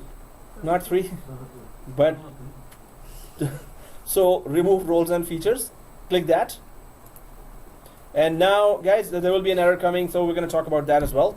Before you begin, blah blah blah, everything. So it says so it says the wizard helps you remove roles, role services, or features here. So let's click next. And there you go. You should not be seeing here server 1, right? Server 2 should be there. And click next. And now, for now, we are trying to remove Active Directory domain services. But wait a minute. Don't do anything. I'm just checking. I'm just having a walk in the park. No. Okay, nothing here. So, Active Directory domain services here, right? So before doing anything, I just want to show you, you don't have to do that, that if I click tools here, you see all the Active Directory icons are there, right? So now we are removing the Active Directory. So we're expecting that these icons would be gone. But when we restart, we're going to see that, what happened, right? So these icons are there for Active Directory because Active Directory is installed, but let's just see what happens. But for now, we are on this page, right?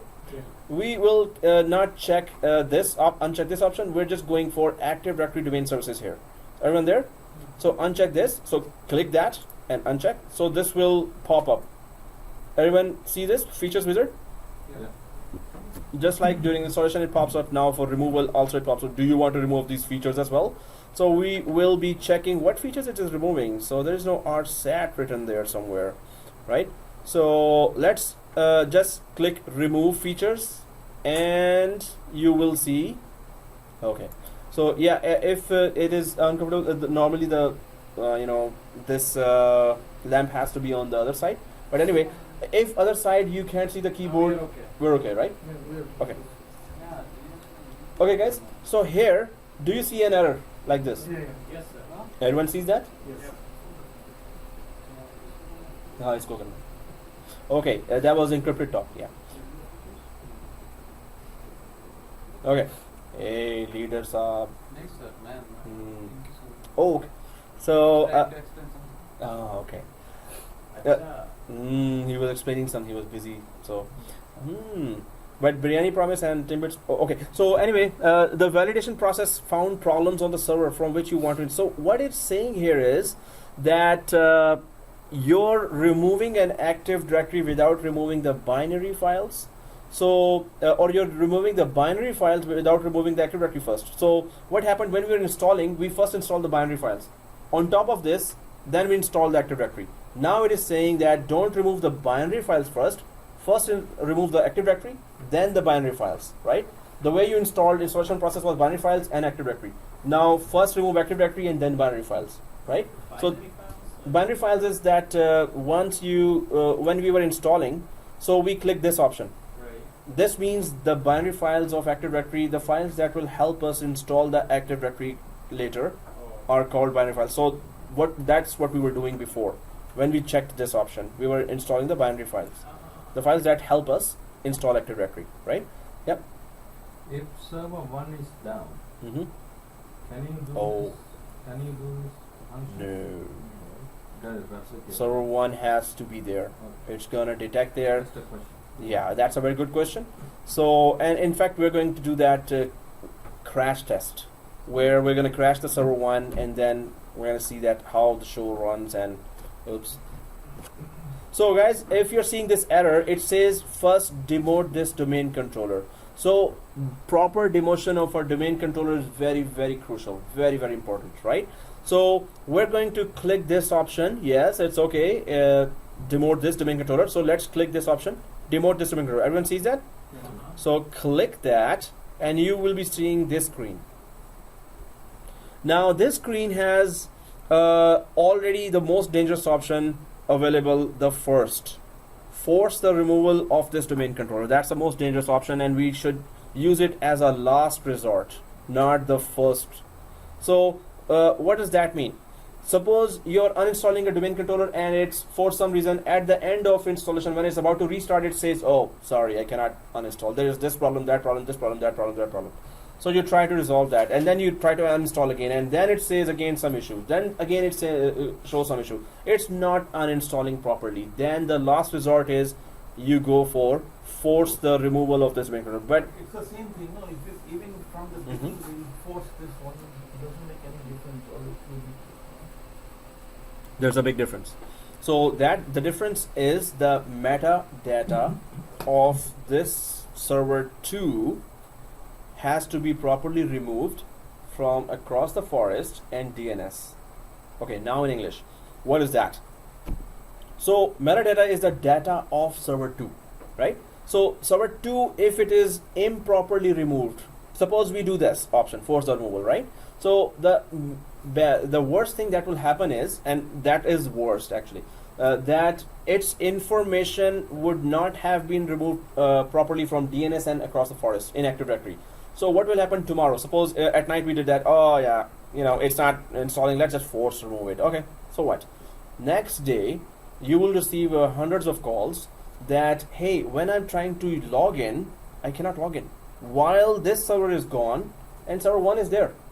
But many of the users cannot log in. You know what will happen? The force removal does not remove its information from DNS and Active Directory.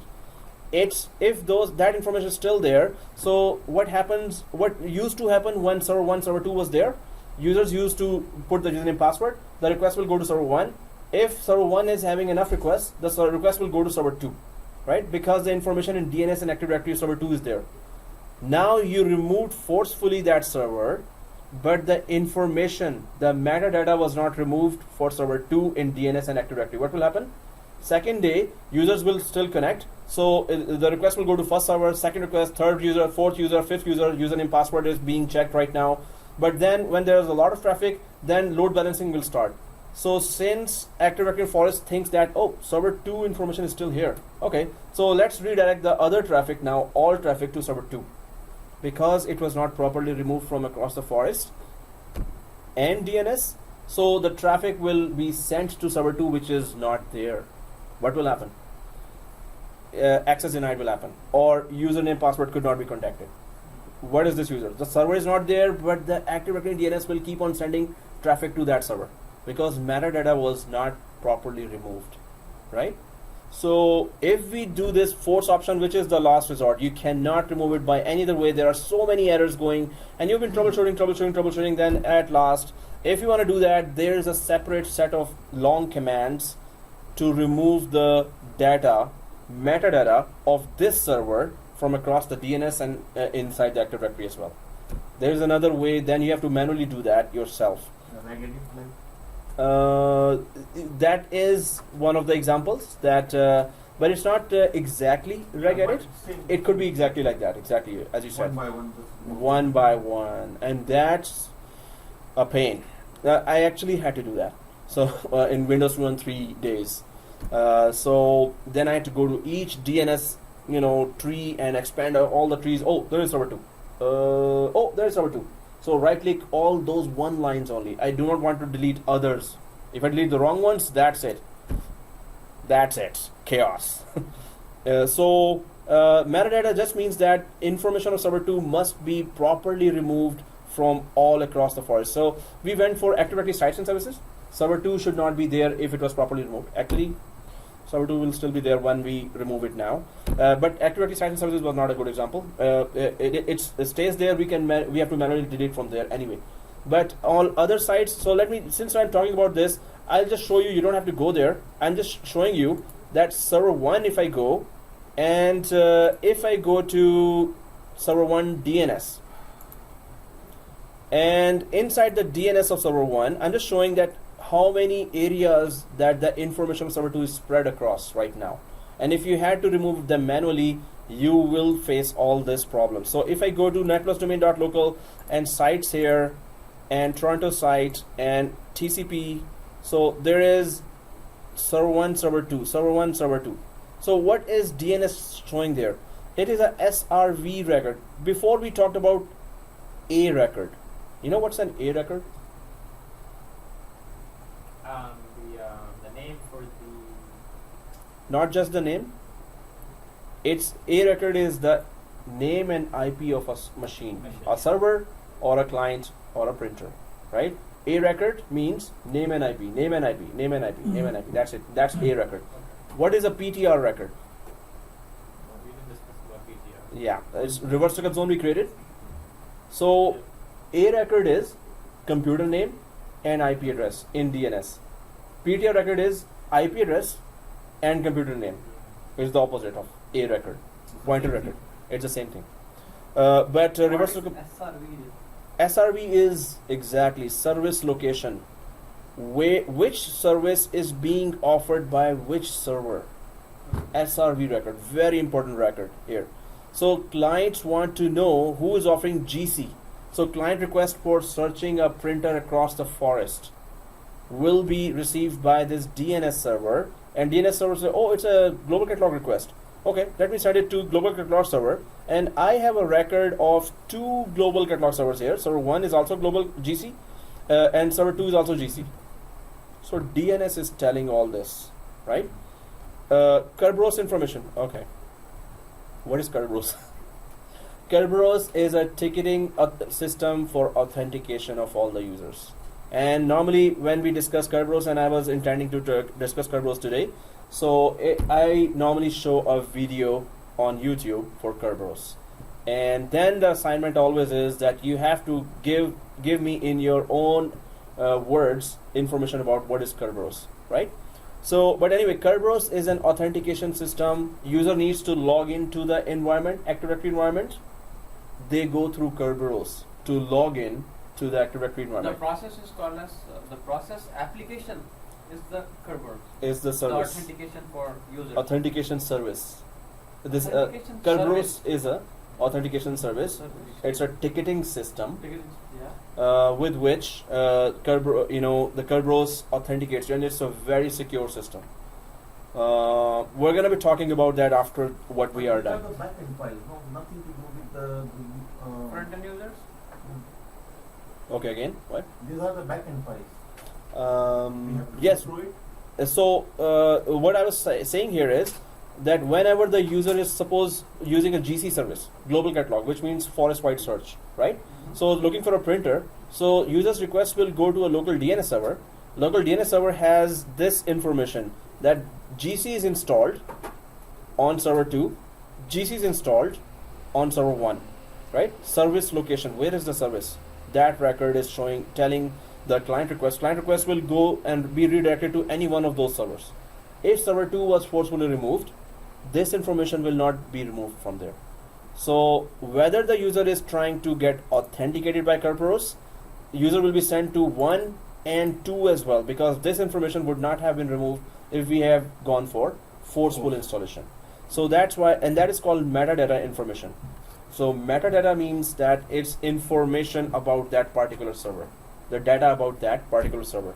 So that's why we're saying that it's a last resort that remove that, when we are on this option, this is force removal is a last resort, because it's not going to remove the names from across the DNS and Active Directory. And if this is not removed, you will get a lot of users calls that, hey, I cannot connect to my GC. I wanted to search a printer, it gave me an error.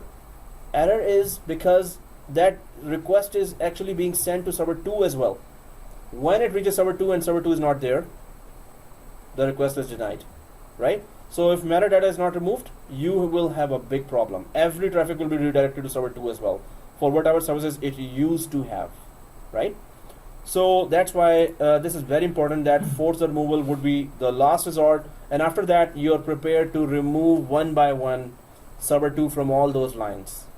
And that's a lot of lines. This was just one folder structure I showed you. The whole folder, if you expand, every folder structure has server 2 written there. So the traffic will be redirected to server 2 if you don't remove that, and the errors will be, then the calls will come to you, right?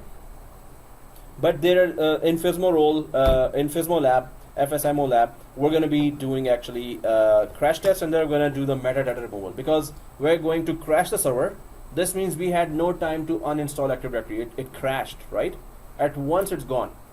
So now you have to not only seize the roles, 5 roles that we will be doing later, and I'm going to tell you the details of those roles, but we have to then remove the metadata as well. So we will learn the metadata removal process as well in that lab, FSMO lab. That if you in case lose a server like this, all of a sudden, you need to know what is metadata removal, right?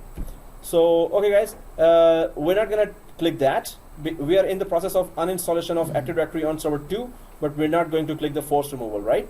So we can just click next without checking this. Don't check this option. And just click next, no change on this page. And now it says the domain controller currently hosts the following roles. So DNS is there, global catalog is there, and it's saying that the roles hosted by the domain controller are required for Active Directory domain services functionality. If you proceed, some Active Directory domain services operations may be impacted.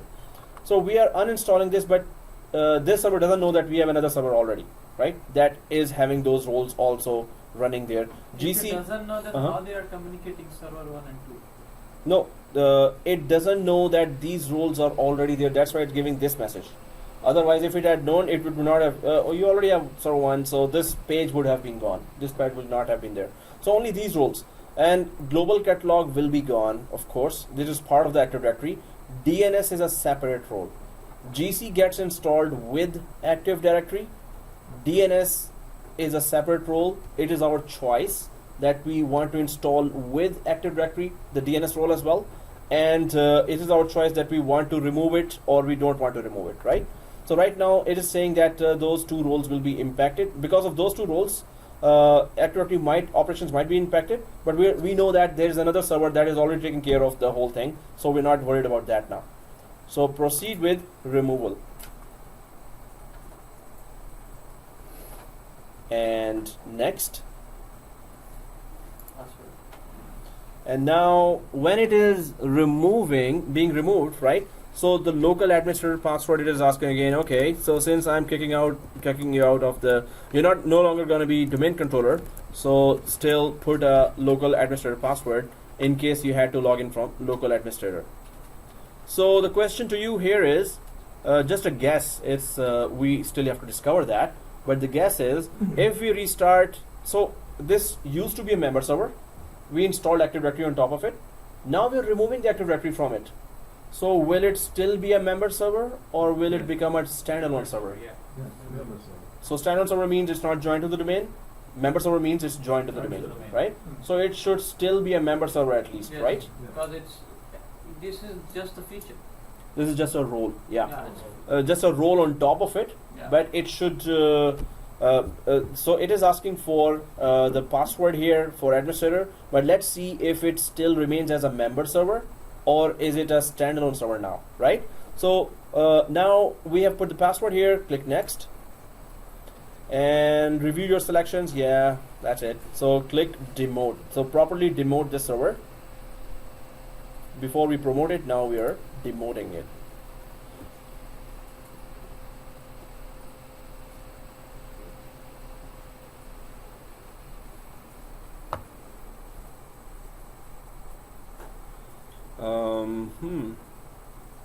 Well, at this time, if there is some communication problem between the two servers, then error comes. I hope nobody sees that error. Guys, while this is going on, we need Fire, to. like I'm getting Ouch. DNS server service has been detected on the server in existing there. Active Directory fabricated will be deleted during the removal of Active Directory server. Is it a red line? No. Oh, It's a warning. Warning. that's okay.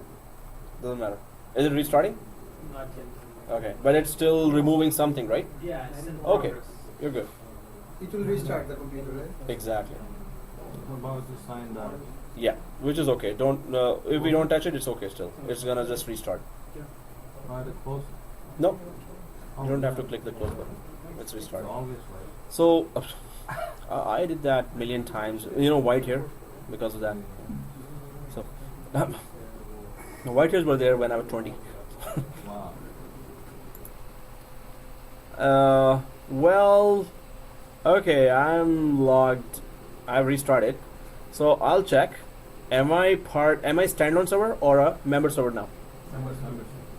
So yes. This means what? Member, right? So if it was standalone, it would just give me server 2 here. Okay, so I'll just log into member server. Now it's again without Active Directory, it's a member server, so I'm logging in. Oh, it's still restarting, right? Yeah. Yes yet or not yet? Not yet. Okay.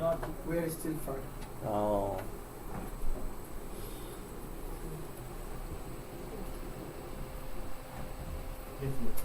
Yes yet, okay. Alright. Well, still not yet? Okay. Oh, yeah. Oh, okay. Mm-hmm.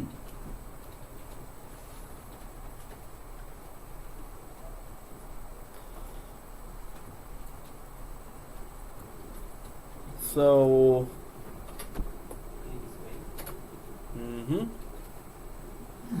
Come on, guys. You're boring me. What Okay. happened to your SSD?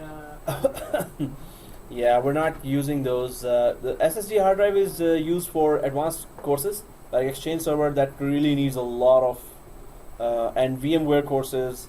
Even VMware I've shifted to C drive now because SSD is just 500 and the C drive is 1 terabyte. So I'm requesting them to put the SSD 1 terabyte as well. But one day, Monday or Sunday, they're gonna approve that request. So, I'm not getting the. I'm getting administrator login. I'm not getting the. Seems like it. turn it into a standalone. Yeah. You sure? Is there other users showing there? I'm not able to because when I click the arrow, it doesn't show me. That's it. Just one administrator. Administrator.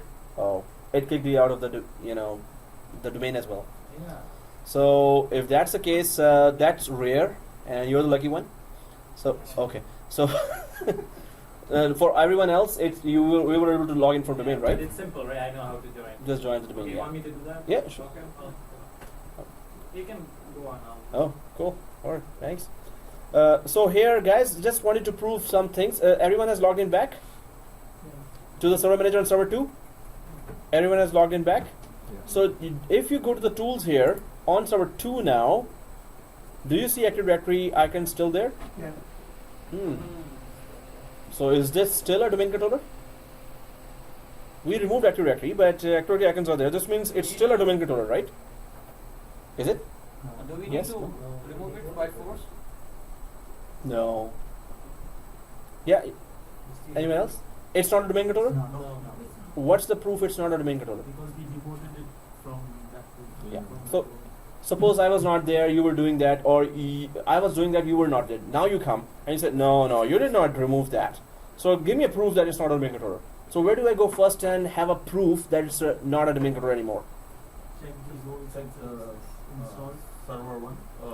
Okay. You have to go to users and computers and check if On server 1. server one. So if we go to server 1 here, and is that yellow book still open? The Active Directory user and computers on server 1? Let's go to server 1. So first proof is, okay, go to domain controllers directly on server 1, Active Directory user and computers, domain controllers. Do you see server 2 here? No. In the domain controllers container. If you go to computers container, now you see again server 2 back there because Active Directories have been removed, right? Well, that's the first proof. What's the second proof? That server 2 is no longer a domain controller. More than enough. Yeah, this one is more than enough actually. You're right. So, but the second proof is, suppose you still see those Active Directory icons there. This is because of another feature called RSAT, R-S-A-T, right? The RSAT feature can be installed on Windows 7, Windows 8, Windows 10 as well, and it's gonna give you these icons anyway.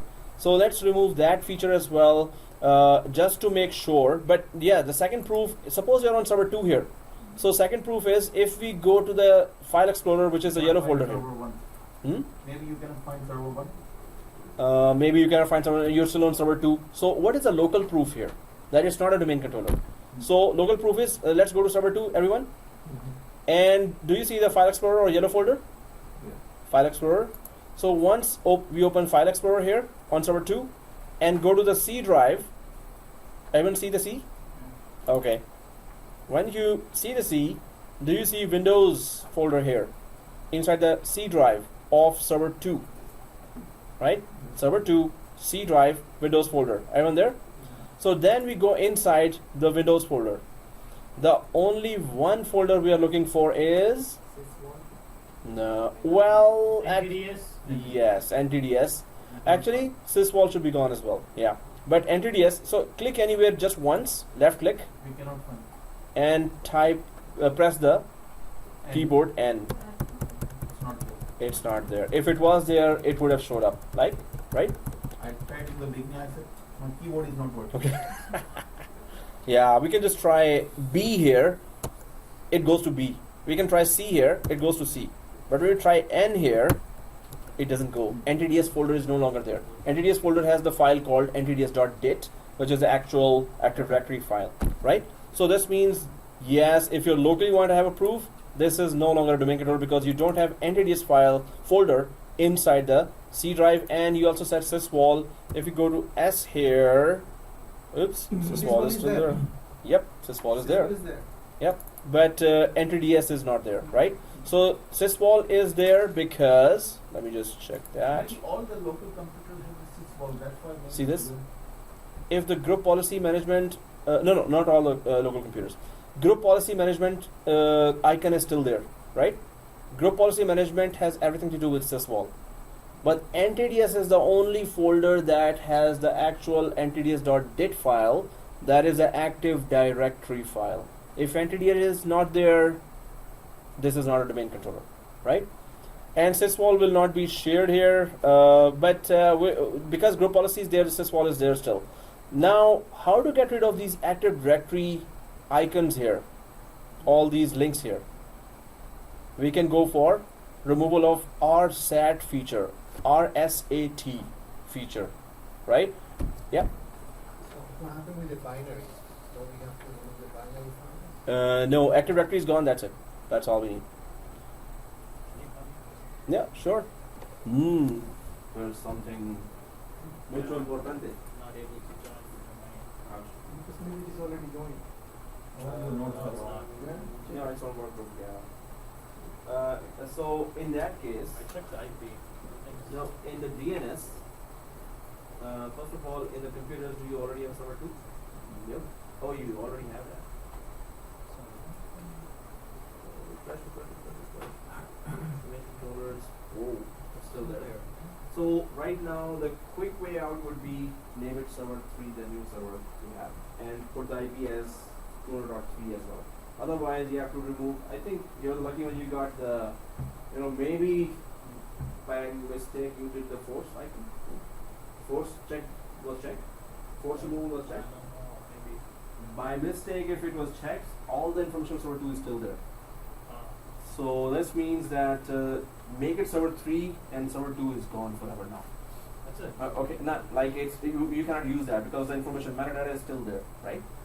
Hey, why did you check that? Force remove. Well, by mistake, it could have happened. I was just explaining that don't do that. So, thank you for giving us an example. So, I'll give okay. you next time. Even then. So right now I have to change the server 2 as server 3 and join the domain. yeah, server 2 you cannot use as that name and IP. Should not use that. For less smoother labs, better make this one as server 3. So rename server 03 and IP 200.3 Okay, that's it. and then join the domain because 3 does not exist anywhere, so it's going to join it as a domain. Okay. Mhm. The binary files Mhm. is the computer readable Uh, files, right? Oh, this is different. binary. So first we remove the Active Directory. Okay. First we remove the Active Directory. So binary files are still there, guys. If we go to manage again now on server 2, so stay on server 2. Let's check the binary files now, right? So click manage server 2, everyone, and click manage here like this. And if you again go to remove roles and features, everyone sees that remove roles and features. So again the wizard starts. Next, make sure you're on server 2, not on server 1, and next. So the binary files are still showing here now, right? So if we uncheck this one now, what will happen? Do we all see it checked? Yeah, check. We all see it checked, right? So uncheck this. Now again it will just snap back at us, hey, what do you want? But do you see this RSAT, remote server administration tools? In the features, RSAT. Now it's going to remove all those icons because RSAT will be removed now, right? So I was talking about RSAT all this time. You can install this RSAT. So suppose you're joining a company as a Windows administrator, and they give you a laptop for that, and you can access from anywhere. So on the laptop you cannot install Active Directory. On Windows, on client machine, you cannot install Active Directory. You can install Active Directory only on server operating systems. You cannot install it on client operating systems, but you need to access them. There are two ways to access your servers. The servers are in the data center, and you're not allowed. Normally, it's special access, and you are given a card. And in special circumstances, you have to go to the data center. Otherwise, you cannot go. Right. So what happens here is either you can remotely connect from remote desktop connection to your servers, or you can have RSAT tools installed in your Windows 8, Windows 10 machine. Right. So those even in Windows 8, Windows 10, you will then see those Active Directory icons and DNS icon and DHCP icon. Everything server you will see in a client computer, just because of these RSAT tools. And you can only see them if you have privilege to have of an administrator. If you're a normal user and you install RSAT tools, you cannot connect to any domain controller or anything, right? So now we're in the process of removing the RSAT tools as well, and those icons will be gone now as well. So remove features here. Click remove features.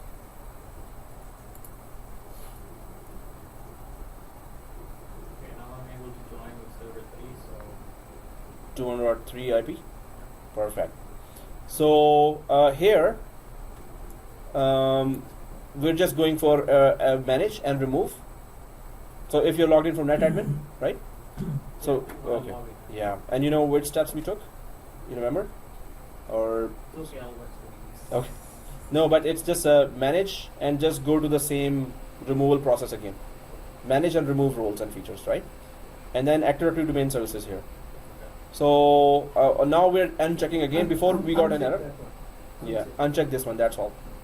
After, but we have to go from manage and remove roles. So next, and that's it. Nothing in features. Next. Now you can see it is already unchecked as well. Group policy management. So we won't be seeing any of those roles again. Next, and click restart for that one as well. If it wants to, it will. Otherwise, it won't. Press yes and remove. So that's the proper removal of a domain controller. Active Directory actually from a. So it's gonna be a member server. It's it's gonna restart for that as well. So it's okay. While it is restarting, guys, we need to get our Windows 8 also up and running. So because next labs are depending on that now. Although we can use server 2 as Windows 8 as well as a client just to check. But so do we all have Windows 8? So server 2 has restarted. Is it restarted? Oh, it's still restarting, right? Restarting.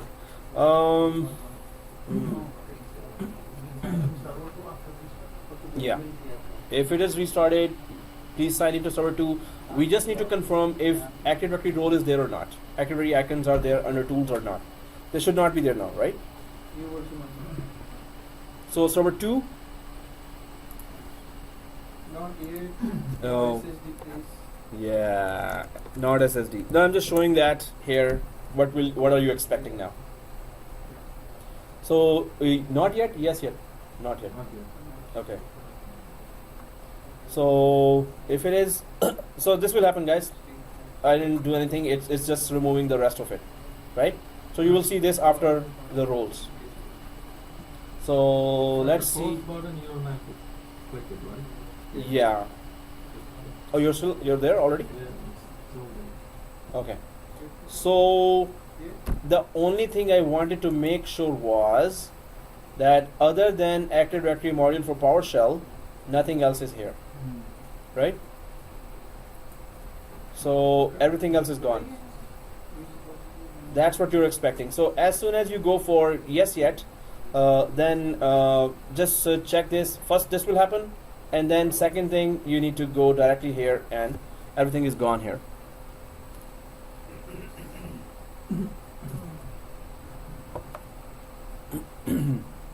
You're logged in. Oh, you're creating the Windows 8. Yeah. Good. That is a good. In the Windows Server 2012 इसमें graphical changes थोड़े minor हो जाता है Windows 8 में? Oh. इसमें और ये यहाँ पर और वहाँ it's not that difficult to configure running Good. Let's see. It's a challenge for you, man. If you go through it, perfect. That's a good experience. So yes yet? I came to the login part. I logged in. Now it's. Oh, still yes yetting. Okay. Window I see Yes, remove yetting. roles and That's a new. Huh? the window still sitting there. No, like, it's okay. You can click close if it is done with that. So yeah, if it says completed, just click close. I'm just showing it for others. I still see the Active Directory. Just so guys, you will be just seeing this one, first one, not the other one, right? No, I see everything. Server PowerShell the thing Everything? Yeah, you're saying? those commands 390 PowerShell users. script, Yeah. 300 users. How you make it? Like where Oh, should I copy it was ready made. I just googled it we and need to just copy and paste it. follow the video process. Okay. So okay, guys, here everyone there? So has everyone yes yet? Sorry, process is going on. So yeah, this will not take much time. But again, quickly go to tools and check it out, right? So everything else other than Active Directory module for PowerShell, everything else should be gone. Yeah. All right. So it's yes yet? I see Okay. all Active Directory. All Active Directory. Serious? Did this process finish? Did this finish for you? Yeah, this is done. So click close, and then I think you have to restart again. But guys, now we need to quickly configure Windows 8 before the next class. So we're just going to go for. So if you see that there is nothing there, if you see that there is something there, then I think you did not follow the whole process. Did you miss something? Did you go to manage and remove roles, or did you go to add roles and features? Did you go for that when you were doing that? So this is very, it could be, if it is that, you actually kept it there. So my computer didn't reboot. Or it didn't reboot as well. So you have to go again to manage and click the remove roles. Are you on server 2? Yeah. And then next. Yeah. and you have to uncheck this second one. Yeah, it's unchecked already. It's already unchecked? Yeah. Then restart your computer. Actually shut down now. So guys, everyone, server 2 shut down. Because we need to configure Windows 8, and Windows 8, I don't want it to freeze. So let's just right click server 2 and shut down guest, this one. You can see that? Yeah. There is another way to shut down actually from within, is that you can just go for right click and shut down here as well. That's the second way, but we're just going for shutdown, right? But if you go from within the operating system shutdown like this, so suppose you have already clicked the shutdown from there, it's okay. But I'm just showing you that the other shutdown here, when you click shutdown like this, it asks for a reason here. So in a production environment, you should be choosing from hardware maintenance or hardware maintenance, planned, unplanned, unplanned installation, planned installation, and it goes way down.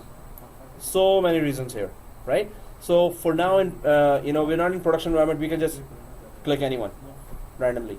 But in production environment, while you're restarting, you have to then select that proper reason, and it's going to be saved inside the event viewer, right? As a event that's the reason you showed for restarting or shutting down. So we are shutting down now, and continue.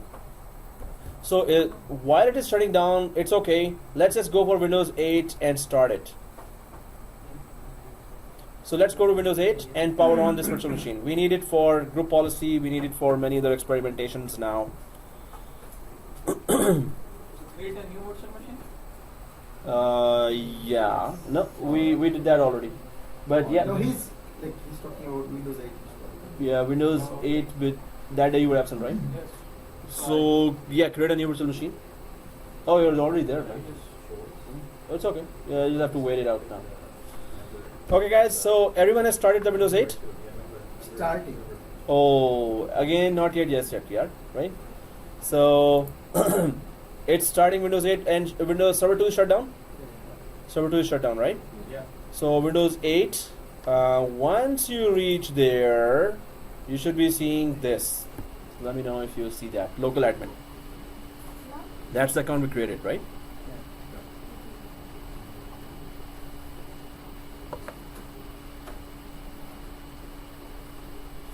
Guys, in somehow if you miss the class, you can go come at next day and try to finish those labs, right? Many of the labs will depend on the previous labs, but some labs will not depend on previous labs. So I'm going to tell you. But how will you know that? How will you know? Videos. Okay, so I would not know maybe that the next lab is not needed, so that I can miss class. That's why better follow the video and do the video. No, better come to the class every week. Oh yeah. In case we miss. That is the best solution. Yeah, best solution, come to the class. Amir, Yeah. now I can see under computer server 3 is there for me. Under domain control, I still have server 2. Can I delete it since?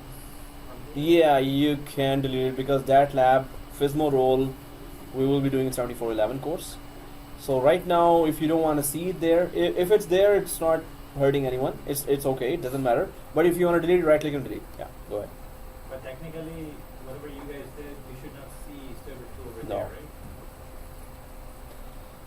right? So everyone on this page, local admin? Yes, yet? Yeah. Yes, yet.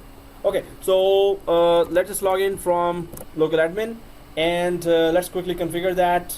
And what is the IP address it's going to take, guys? DHCP, what IP address it's going to take? Yeah, this is a host machine. It's going to take an IP from DHCP. We're not giving static IP here. 51. So you're saying 51? 51? 58. So we gave the range 51 up to 61, right? 51. 51 to 61? But we excluded as well. Yeah, we excluded 52 to 57. So Yes. it's gonna take it up to 51. Everyone sure about 51? Right. 58 you're saying? Okay, anyone else? The whole line is looking at you now. Why? Why? It's our line here. It's a 51, because this is this is the first machine that we are, we install, and we are trying to get the DHCP, Okay. So So- that it should be that sequentially the first one. Yeah, so you're saying 51 because it's the first machine, right? Yeah. Can you change the static? So, Excuse me. so why did you say 58? Because 51 is a server 2. So 51 was given to server 2. Why are you saying 51 now? 51 was given to server 2 last time, right? But why you're saying now 51? Wasn't it given to server 2? No, it was not given. no, No, it was given, but it was removed after. removed that. also. Yeah. No, It it wasn't was given, right? Yeah. But Just to test purpose it was given, but it was Yeah. not there permanently. So we removed it. Uh-huh. So again, still it is free. Again, it is free. Yeah. Let's IP config that now. Okay, so let's see if it is 58 or 51. Da-da-da. So right click here, guys. This one, Windows, this one, and do you see command prompt admin? So right click the Windows icon here, command prompt admin, and type IP config. So command prompt admin, everyone. Okay, press yes. Do we all know how to open the command prompt admin? Anyone wants to know? Let me know. IP config, this command. IP config. So what IP is coming? So IP config and press enter. Yeah, go ahead. IP config, press enter. I'm just staying here if somebody's behind. IP config, press enter. Oh yeah, it's still restarting. IP config, everyone has written. IPCONFIG. So once it is written, so press enter. 192.168.27.204. So it's taking anything.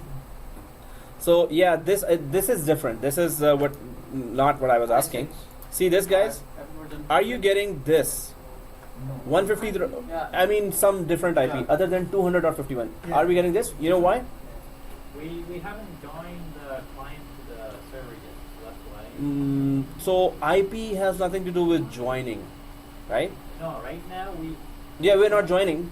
Even if we had joined, this IP would have come. You know why? Yeah, because we are connected to the college network. Right? Yes. So that's why. VMnet. College DHCP is providing Yes. the IP. The college DSCP is providing the IP. Good one.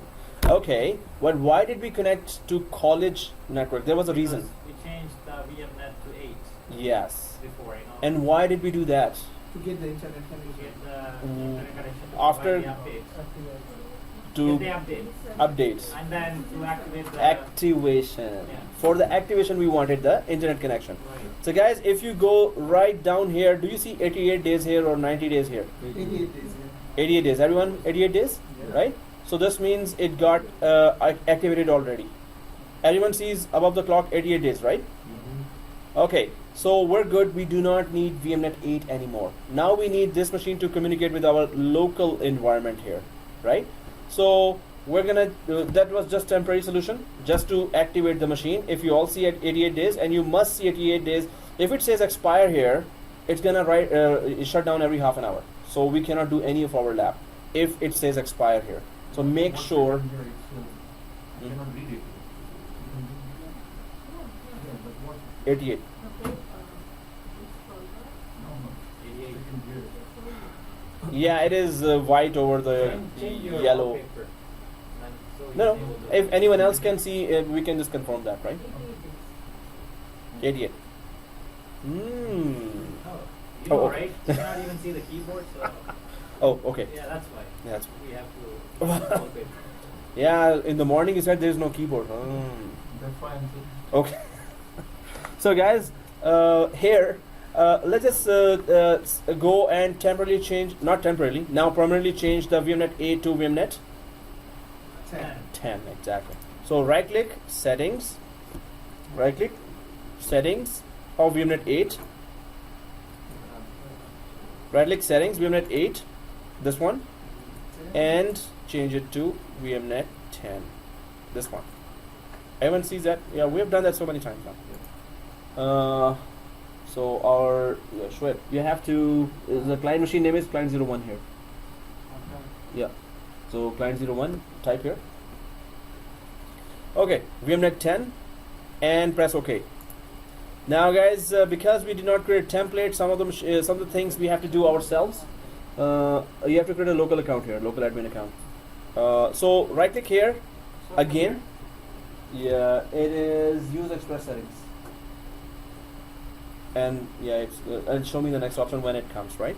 So guys, do you see install VMware tools here? This one. Yeah. So it shows this one, right? Install VMware tools. Oh, I'm in front of it. Okay, install VMware tools. Okay, click that.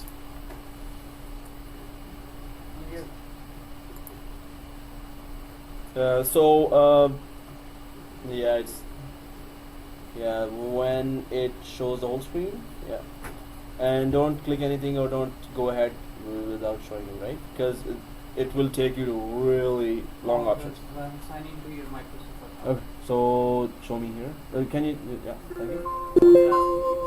Yeah. So don't have a. So don't have a. Yeah, click that. It doesn't work. Or Click here and next. no.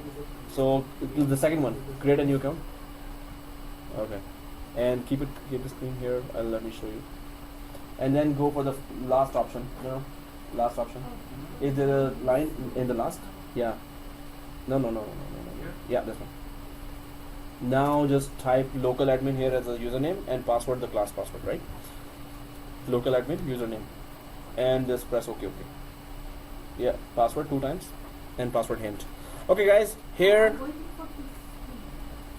Oh, this if it comes, it's okay. If it doesn't come, it doesn't matter. Okay, guys. So here, once you click the install VMware tools, what to do next? Go to the DVD drive.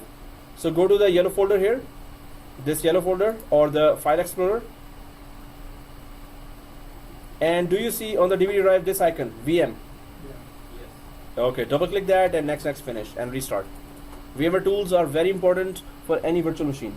Oh, now it's Good to go. yeah, it's good to go. Once it starts up everything, then you should be doing what we're doing now. Yes. Yeah, and first make sure that It's 180 days. 88 days. Yeah, yeah, you were saying? Oh, it's not showing VM, so go up there, right click, and do you see install VMware tools here? So click the install VMware tools. Yeah. So double click that, guys, if you see that VM like this, and one day, Monday or Sunday, it's gonna come. Oh, yes.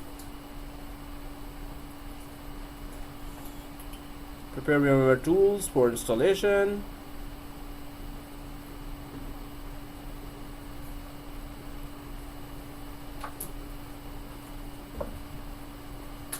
Oh, we haven't checked what IP it got now. 51.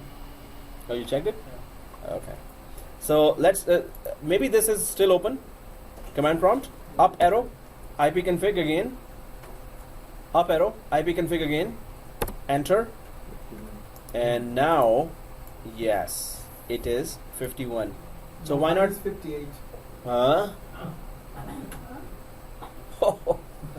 So it could be that it did not remove that IP address from the DHCP for the first server 2, But right? we have removed that with DHCP. Yeah, it should have automatically removed that from there as well. We did not do anything in DHCP, right? We only changed the IP from server 2. Yeah. So it is static now, Okay. but DHCP did not do its job. So in that case, so you also get 51. So you were saying 58, you got 51. You were saying 51, you got Still, I 51. know that should be 51. Yeah. That, like, logically, like, that should be a 51, but like, whatever the reason is, DHCP. Yeah. DHCP did not work, right? Okay, guys. So I got 51 here. 58. You know why? Why? I excluded from 51 to 51 you excluded. just for testing. Okay. So hey, yeah, I think you do some of your own test as well, right? In some other configuration. Hey, everyone is doing this. Why don't I just check this one option, which nobody's doing? So I guess you did check that option, did you? Oh, by mistake you that I'm just double checking. force. Okay, force option. Where do I check the pool? Yeah. So server 1, and just open the dates. If you want to check the pool here, guys, on server 1, I'm just showing for those who want to check DHCP. Server 1, pool tools, DHCP. And because those who have 51, you don't have to check. Those who have 58, I guess you should be checking. Yeah. So if you have 51, you don't have to follow this. No, actually, I did exclude 50.57. Okay. Should Go to address list. Go to address list. This one. It looks like this. Yeah, client 1 got 58. So server 2 got 51. Yeah, DHCP did not remove this automatically. For some students, it did not remove. So it's also not a big deal that it did not remove that. Maybe the lease time may have been very long. Maybe you did not change from 999. But I used 192.168.200.2 for server 2. And, like you said, Yeah. we gave, but we removed. and- DHCP did not do it to us. I think maybe the lease time. You guys, we changed it to what? 8 hours? I kept it to 8. 30 days, right? Yeah, 30. So, but still, it did. Majority of us, it took it back, right?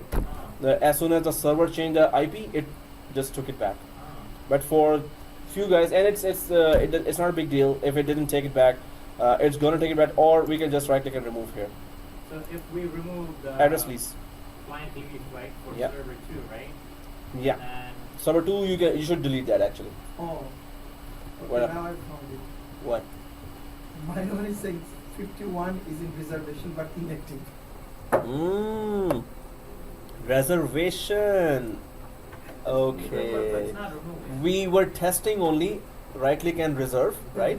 I think you click the first reservation button. I was just showing it is reservation. That's it. Maybe you also click the reservation button just to see what happened. Okay, guys. Now so we know reservation. Yeah. You were showing the reservation, I remember. yeah, Yes, I yes, can't- I have I added can't up delete the it now. reservation. Yeah, it is there. and reservation. yeah, you found out the reason, so that's good. He found out that both of you reserved, but I was only saying, and I was saying that don't click it. You said, like, I remember exactly what happened, like, Uh-huh. that day.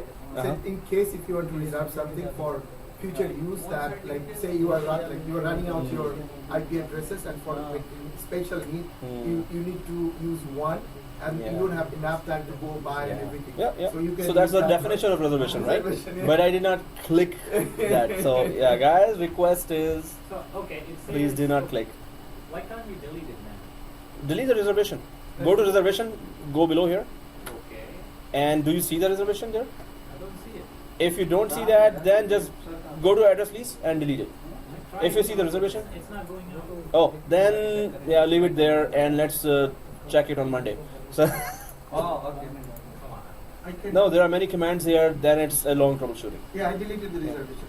Okay, cool. So I For think me, I now. think it was because of the server 2. Yeah, it just did not communicate. It could be anything, right? Okay, so reservation So- is not there. So I'll check one thing. That Yep. What is that new IP address? Yeah, IP config. Just put that there. Okay, guys. So Windows 8. Let's just quickly configure that because on the Monday we need to do other lab. So if VMware Tools is there, Yeah. next finish. So typical next and install. The main thing is we need to join it to domain. That's all. So install VMware Tools. Yeah, is it? So everyone install the VMware Tools and restart it. Not yet. Okay, it is installing. VMware Tools is installing. Yeah. Okay. Preparing. Cool. So we need to join it to domain. 10 minutes remaining.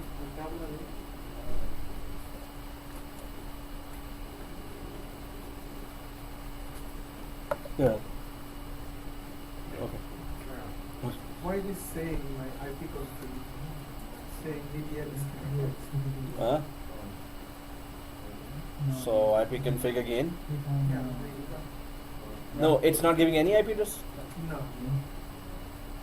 No. Does your network card looks like this? Yeah. Is it having a red cross or is it having a yellow? Same yellow. Okay, so you're okay. Media disconnected means that what did you do on the other side? Finish? You just I removed the. just removed the reservation. That's it, right? That's it. I didn't do anything else. So it will get an IP one day, Monday or Sunday. Yeah. So yeah, just restart from the VMware Tools. I think on the restart it's gonna grab the IP. So guys, oh Yeah. Same Installing here. VMware. What? Choose typical, right? yeah, Here. You have same it problem, right? didn't even Now start. it's doing, okay. Okay. Now Oh, okay, now it's doing. Wow, that was slow. Yeah, with the solid state hardware. We're using HDD here. C drive is HDD. E drive is SSD. I think I have SSD. It's restarting. Everything is What does this to do with SSD? I think his SSD is The broken, I speed. guess. Broken SSD maybe. no. The No. speed, The speed, if it's SSD, it's not super slow drive, it's solid state drive, Yeah. so it should be fast. If it's So it's slow, it is fast. HDD. This is Maybe fast. he got Oh, a they're fast. refurbished one. See, Wow. Yeah, did you, no, it's still on C drive because you did not change the path, right? If you change the path to E or D, then it's SSD. no, okay. Whew, this is so slow. By this time, it restarts. Wow. You know, sometimes when you do this, like this mouse, you know, it at least gives you a relief like this. Do There's it. something going on, huh? Yeah, something going on. I'll give you a baseball bat. Yeah. You can get more relief. Yeah, one-time relief. Wow, it's never that slow. Serious, what's going on? Let me check the RAM here. Settings. 2 GB. 2 GB is go okay.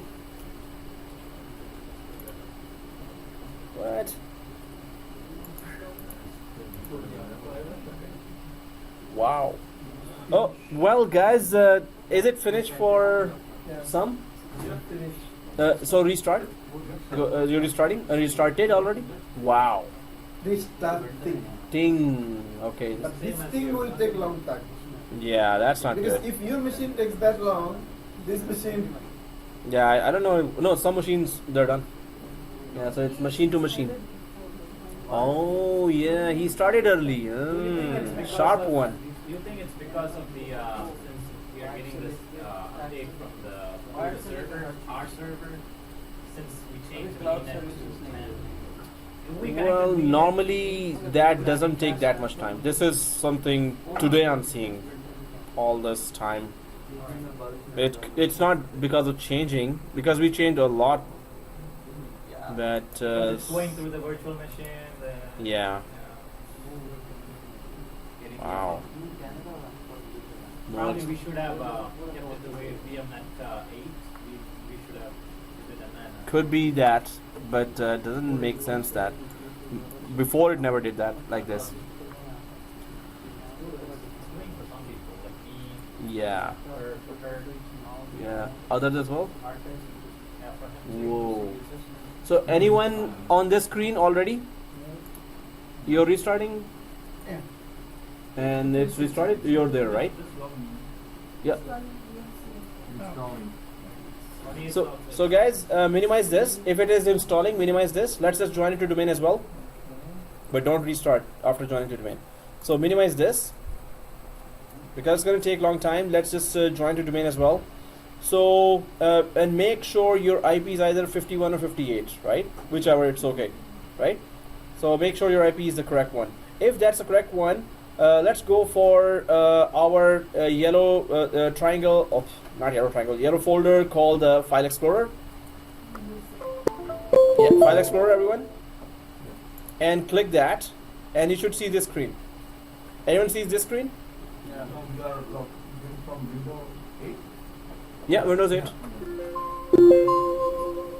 The yellow folder you cannot see? No, I can see, but this game still I can see. No, I'm not talking about VM now. Okay. So it's another thing we're about to do, right? So on the left side, do you see this PC? So right click this PC. Everyone sees this PC? We're gonna join it to the domain, right? Yes. Sure. So right click this PC and go to properties. Right click this PC and go to properties. Everyone there? Okay. Once we are on the properties, this screen should open, right? Everyone sees this screen, right? So if you see on the right side, change settings, like this, change settings. So click that. And if your communication is okay and firewall is off, you're not gonna have any problem. So you should be seeing this screen now. Okay. So do you see the change button here? So click the change button and type the domain name, which is netplusdomain.local. So click the change button and type the domain name. So click the domain here, just like we joined server 2, we're gonna join Windows 8 as well. So net plus, it's not case sensitive, I'm just putting good spelling here, netplusdomain.local. The whole thing, netplusdomain.local. Yeah, yours is different, right? No, same. Net plus. But we are changing the computer name. Client is still there. So No, client is okay. Domain. We're just putting the domain. If you put the domain name, press OK, and it should ask for username password. And we should know which username password you're giving. And that, Yes, netadmin. So everyone has put the domain name like this on the change button. So have you already put in the name? Not Trump, put in. Okay, so press OK here. Yeah. No, not in the work group. Master D. Not the domain name. Yeah, network.local, press OK. Oh. So if I press OK now, let me check. It's asking credential. So which credential are we putting here? It says NetAdmin. sir, something wrong with Oh yeah. Yeah, I see. Something wrong with me? I mean it's a Computer, right? Yeah. Okay. I thought because I have a stethoscope at home, I can check directly as well. Where I'm coming there. So guys, this is go to server 1. Those who are getting an error, are you getting an error? Right? So okay, so go to server 1 here, like this. So for those who are getting error, follow me. For those who are getting error, follow me. I'm not. So yeah, if you're not getting error, go ahead, put netadmin and password, class password, netadmin and class password. If you're not getting an error. So server 1 and minimize all the screens here. Go to server manager. On server 1, everyone on server manager? Yeah. Oh, those who are getting error. So go to local server. shall I restart the computer? Yes, restart this. Oh, My update is you already updated the thing as well? Yeah. That VMware Tools was, oh yeah, you already restarted, right? So yeah, go ahead, restart.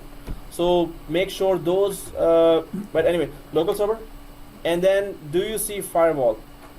This one, off. This is for those who are For me getting it's a, on Windows Firewall. yeah, so turn it off. It says off, the screen. Oh, so click here until you see this. For me it says off, but still the domain firewall is still on, right? So for me it's also on, but I can able to join to the domain. from yeah, the client. yeah. Sometimes it's different for different. Welcome to Windows. So it is like that. So it's like this. Yeah. So see this? Turn Windows firewall on or off. Not computer on. No. Now computer is also off. Yeah. So turn Windows firewall off. Let's see. You can see that. This one. So click that and turn off. Turn off. Press OK. And go to that Windows 8 again and close that error and press OK again to the netless domain.local in Windows 8. Yeah, it's okay. Experts, man. That's good. So turn Windows firewall on or off. Click that. Master D? Yes, sir. Ji. Okay. Alright, turn off. ठीक है? Oh, okay. So yeah, ठीक means back Okay. home is okay. Yeah. Okay. Yeah, so some I have to just translate, yeah. So press OK. And now go back to Windows 8 here. Oops. Getting that, or I can. Oh, okay. So it could be anything else. Power still on? Just do a refresh. Yeah. For me it says the same. No, that's fine. Just do a refresh on that. No, go to Windows 8 and press OK again and press OK again. Okay, I'm coming. NetAdmin. So join the domain and It says still the same. okay, I have to troubleshoot that. Can you ping from Windows 8 to server 1? So open the command prompt and ping 192.168.200.1. So can you ping from Windows 8 to 200 to server 1?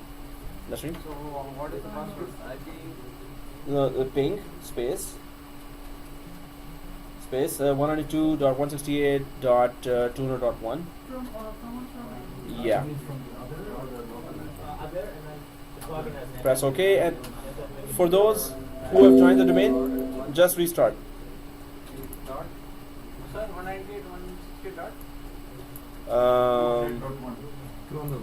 Yeah, 2.1. Oh, so I think you did not change the VMNet 8 to VMNet 10. I did. Check your VMNet 8. Is it VMNet 8 to VMNet 10? The rest of the guys, if it is restarted Windows 8, shut down all machines. It started. Actually, it has to go to 10. Yeah. It wasn't 10, sir. Okay. Someone was not following. Someone was not following. Okay. So anyway. Okay, guys.